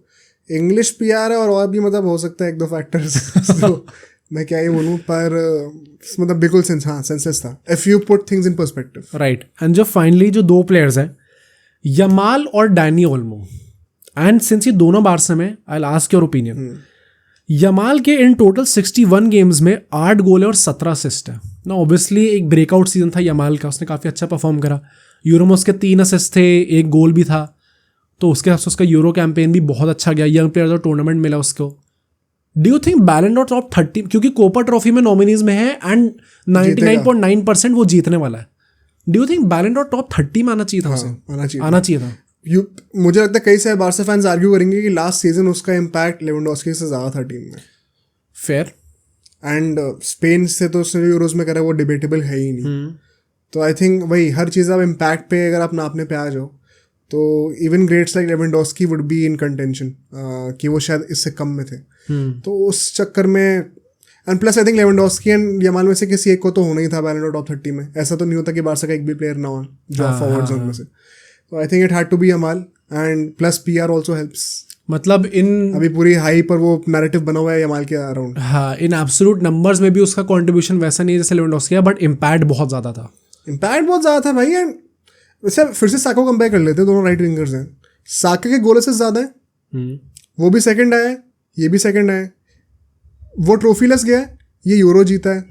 बेस्ट यंग प्लेयर था वहाँ पे जहाँ पे साका भी खेल रहा था। तो आप सिर्फ गोल असिस्ट के बेसिस पे कह रहे हो कि साका डिजर्व करता है, तो once again as a Messi fan, Messi 10 Ballon Dar जीतता फिर सिर्फ गोल असिस्ट के ऊपर। हर बार वो बात नहीं होती है। अगर सिर्फ गोल असिस्ट की बात होती है तो लेवेंडोस्की 2020 और 21 में भी जीतता बैलन डॉर। तो impact obviously matters. International trophy in an international year matters the most. वहाँ पे वो जीता भी एंड बेस्ट यंग प्लेयर भी था, तो वो तो बहुत ऑब्वियस था कि आना ही था उसको। व्हाट अबाउट डैनी ओल्मो दो? उसके 33 गेम्स में 20 गोल असिस्ट थे, 3 गोल उसके यूरोज में है, joint top scorer and 2 assist भी थे। ये पूरा यूरो टैक्स है सबका। आई थिंक डैनी ओल्मो का तो कुछ ज्यादा ही है भाई। मतलब उसका कैंपेन कुछ खास था ही नहीं लाइप्जिग के अंदर, और वो डायरेक्टली यूरोज में आके वो एकदम से इतना आपने कर दिया कि टॉप 30 में आ गया। पहली बार थोड़ी देख रहे हैं। हाँ डेफिनेटली। एंड वही ना, इसका क्रिटिसिज्म हर साल होगा ही होगा, कुछ ना कुछ बेवकूफ़ी लोग करते हैं। यमाल का अग्री की हो सकता है, बट डैनी ओल्मो का आई थिंक थोड़ा फार फेच्ड है भाई। जबरदस्ती का ठूसने की कोशिश करी। मेरा पूरा पॉइंट ये है कि एटलीस्ट एक टूर्नामेंट में पूरे साल में उसने एक तगड़ी परफॉर्मेंस दी है, impactful performance, breakout performance. Danny Olmo को आपने दिया है, रिजेक्ट नहीं कर सकते इस बात को। साका ने ऐसा कहाँ करा है? नहीं, साका का तो अनडिजर्व्ड है ही। आई थिंक साका से मतलब नहीं हम साका क्यों का मैं compare ये नहीं कह रहा हूँ करें? टॉप 30 में नहीं होना चाहिए, ओके टॉप 30 में ठीक है, मुझे प्रॉब्लम नहीं है, बट जब ऐसे ऐसे लोग छूट रहे हैं उसके पीछे, जब मैं वही कह रहा हूँ जब पर्सपेक्टिव में डालोगे चीज़ों को तो कहाँ से बन रहा है सेंस फिर। मतलब I would still say Dani Olmo क्या एटलीस्ट लेवल पे तो है Saka, level in the sense footballing ability में ज्यादा है अभी इस टाइम पे, यार ज्यादा proven है। वो तो होता ही है यार, फुटबॉलिंग एबिलिटी पे जज नहीं होती ना चीजें, लेकिन फुटबॉलिंग एबिलिटी में ये दोनों क्या डिरबोना से ज्यादा है। एक ओवरऑल सीजन साका का बेटर गया है डैनी ओल्मो। अगर सिर्फ ओवरऑल सीजन की बात कर लोगे तो फिर it is a good metric to जज people on goal and assists forwards को, और वो होता नहीं हमेशा। बात हमेशा आती है इम्पैक्टफुल मोमेंट्स आप कितना स्टैंड आउट करते हो, उसमें डैनी ओल्मो ज्यादा स्टैंड आउट करा है। कह सकते हैं फेयर। हाँ मतलब ऑल्दो मेरे पे होता तो मैं नहीं रखता हाँ। बाय द वे ओल्मो को, किसी को लग रहा हो कि मैं ओल्मो को फेवर कर रहा हूँ, मैं नहीं रखता पर्सनली, मैं बस सोच रहा हूँ कि क्या रीजन रही होगी। फेयर हो सकता है, डायनामो डिजर्व करता है। Moving on quickly discussing the next to topics. Best team of the year, I don't think यहाँ पे बहुत ज़्यादा डिबेट है। डॉर्टमुंड, जिरोना, लेवरक्यूसन, मैड्रिड और सिटी यहाँ पे कंटेंशन में। आई थिंक सिटी नहीं होगी क्योंकि वो इतने टाइटल्स नहीं जीते। मैड्रिड 99.9% जीतेगी क्योंकि वो UCL, ला लीगा सब जीत चुके हैं, जीती रही है। आई थिंक बहुत I don't get how Dortmund is in their, क्योंकि वो 5th आए थे लीग के अंदर, जस्ट बिकॉज उनकी UCL में कैंपेन अच्छा होगा डज नॉट मीन कि उसे आप best team of the year में ले आओगे। होता है। और लेवरक्यूसन का आई थिंक जेन्युइन केस बन सकता था अगर ये लोग वो अनबीटन रन निकाल देते। 100%। अगर वो ये यूरोपा लीग फाइनल ना हारे होते तो ये जेन्युइनली शायद जीत जाते हैं। वो डिजर्व्ड होता बट बिकॉज वो नहीं है इसलिए आई थिंक सिटी जीत जाएगी, मैड्रिड जीत जाएगी। जो लास्ट टॉपिक है which is the Copa trophy, जो भी हमने ऑलरेडी डिस्कस कर लिया है कि 99.9% जीतने वाले अपना यमाली है। बट जो एक और प्लेयर हो सकता है, जो 2 और प्लेयर में भी आप कह सकते हो, एक तो गर्नाचो सेलेक्ट हुआ है। गर्नाचो के 53 गेम्स में 16 गोल असिस्ट थे, बट आई स्टिल थिंक कि Yamal right now is a different quality, different beast, plus उसने अपनी टीम के लिए जितना अच्छा परफॉर्म करा है वो आप डिनाई कर ही नहीं सकते। एंड लास्टली मैड्रिड फैंस के लिए मैं एक बोलना चाहता हूँ, जो लोग आर्दा गुलर का नाम ले रहे हैं, क्या आर्दा गुलर के 20 गेम्स में 9 गोल असिस्ट कुछ भी भाई, तो मतलब कंपेयर मत करो भाई। अभी यमाल से अभी आपकी बेइज्जती होगी जबरदस्ती की। No doubt he is a good player, and आगे जाके कौन किस लेवल पे पहुंचता है किसी को कुछ नहीं पता, एंड बहुत ही ज्यादा तगड़ा टैलेंट है आर्दा गुलर। But right now Yamal is levels miles ahead, and इसलिए आई थिंक कंफर्म्ड है कि यमाल ही जीतने वाला है। तो इससे हम डिस्कशन एंड करते हैं। लेट्स सी कि एक्चुअली में क्या ये चीज़ें सही होती हैं या फिर हमारी जो बहुत ऑब्वियस चीज़ है उसको भी फ्रांस फुटबॉल कुछ गलत साबित कर देगा। कब हो रहा है इसका सेरेमनी, कब है? अक्टूबर एंड में है शायद, 31 अक्टूबर, 28 या 30 के आसपास है। हाँ 31 के आसपास है ना, दिवाली के आसपास होगी शायद। नहीं, दिवाली इस बार मिड नवंबर में पड़ रही है। अच्छा चलो, आई थिंक तब तक तो लोग प्रेडिक्शंस वाली भी वीडियो निकाल देंगे। हाँ अब तो बहुत टाइम है, अभी तो महीने भर से भी ज़्यादा ही है। बट हाँ मतलब आई थिंक टॉप 3 टॉप 5 तो मोर और लेस सेम ही रहने वाला है, बट टॉप 30 में थोड़े से बहुत सरप्राइजेस तो थे। Right, so on that note let's end this podcast. I hope आप सबको ये पॉडकास्ट बहुत पसंद आया होगा। इसमें जितने भी टॉपिक्स हमने डिस्कस करें उन सब पे आपके जो ओपिनियंस हैं हमें ज़रूर कमेंट्स में बताइएगा। इस वीडियो को लाइक करना, इस चैनल को सब्सक्राइब करना, अपने दोस्तों में इसको शेयर करना, एंड जो नेक्स्ट वीडियो होनी चाहिए, नेक्स्ट वीडियो आपको यहाँ नीचे दिख जाएगी, उसको भी जाकर देखिए और उस पर भी कमेंट करके बताइए आपको पॉडकास्ट कैसा लगा।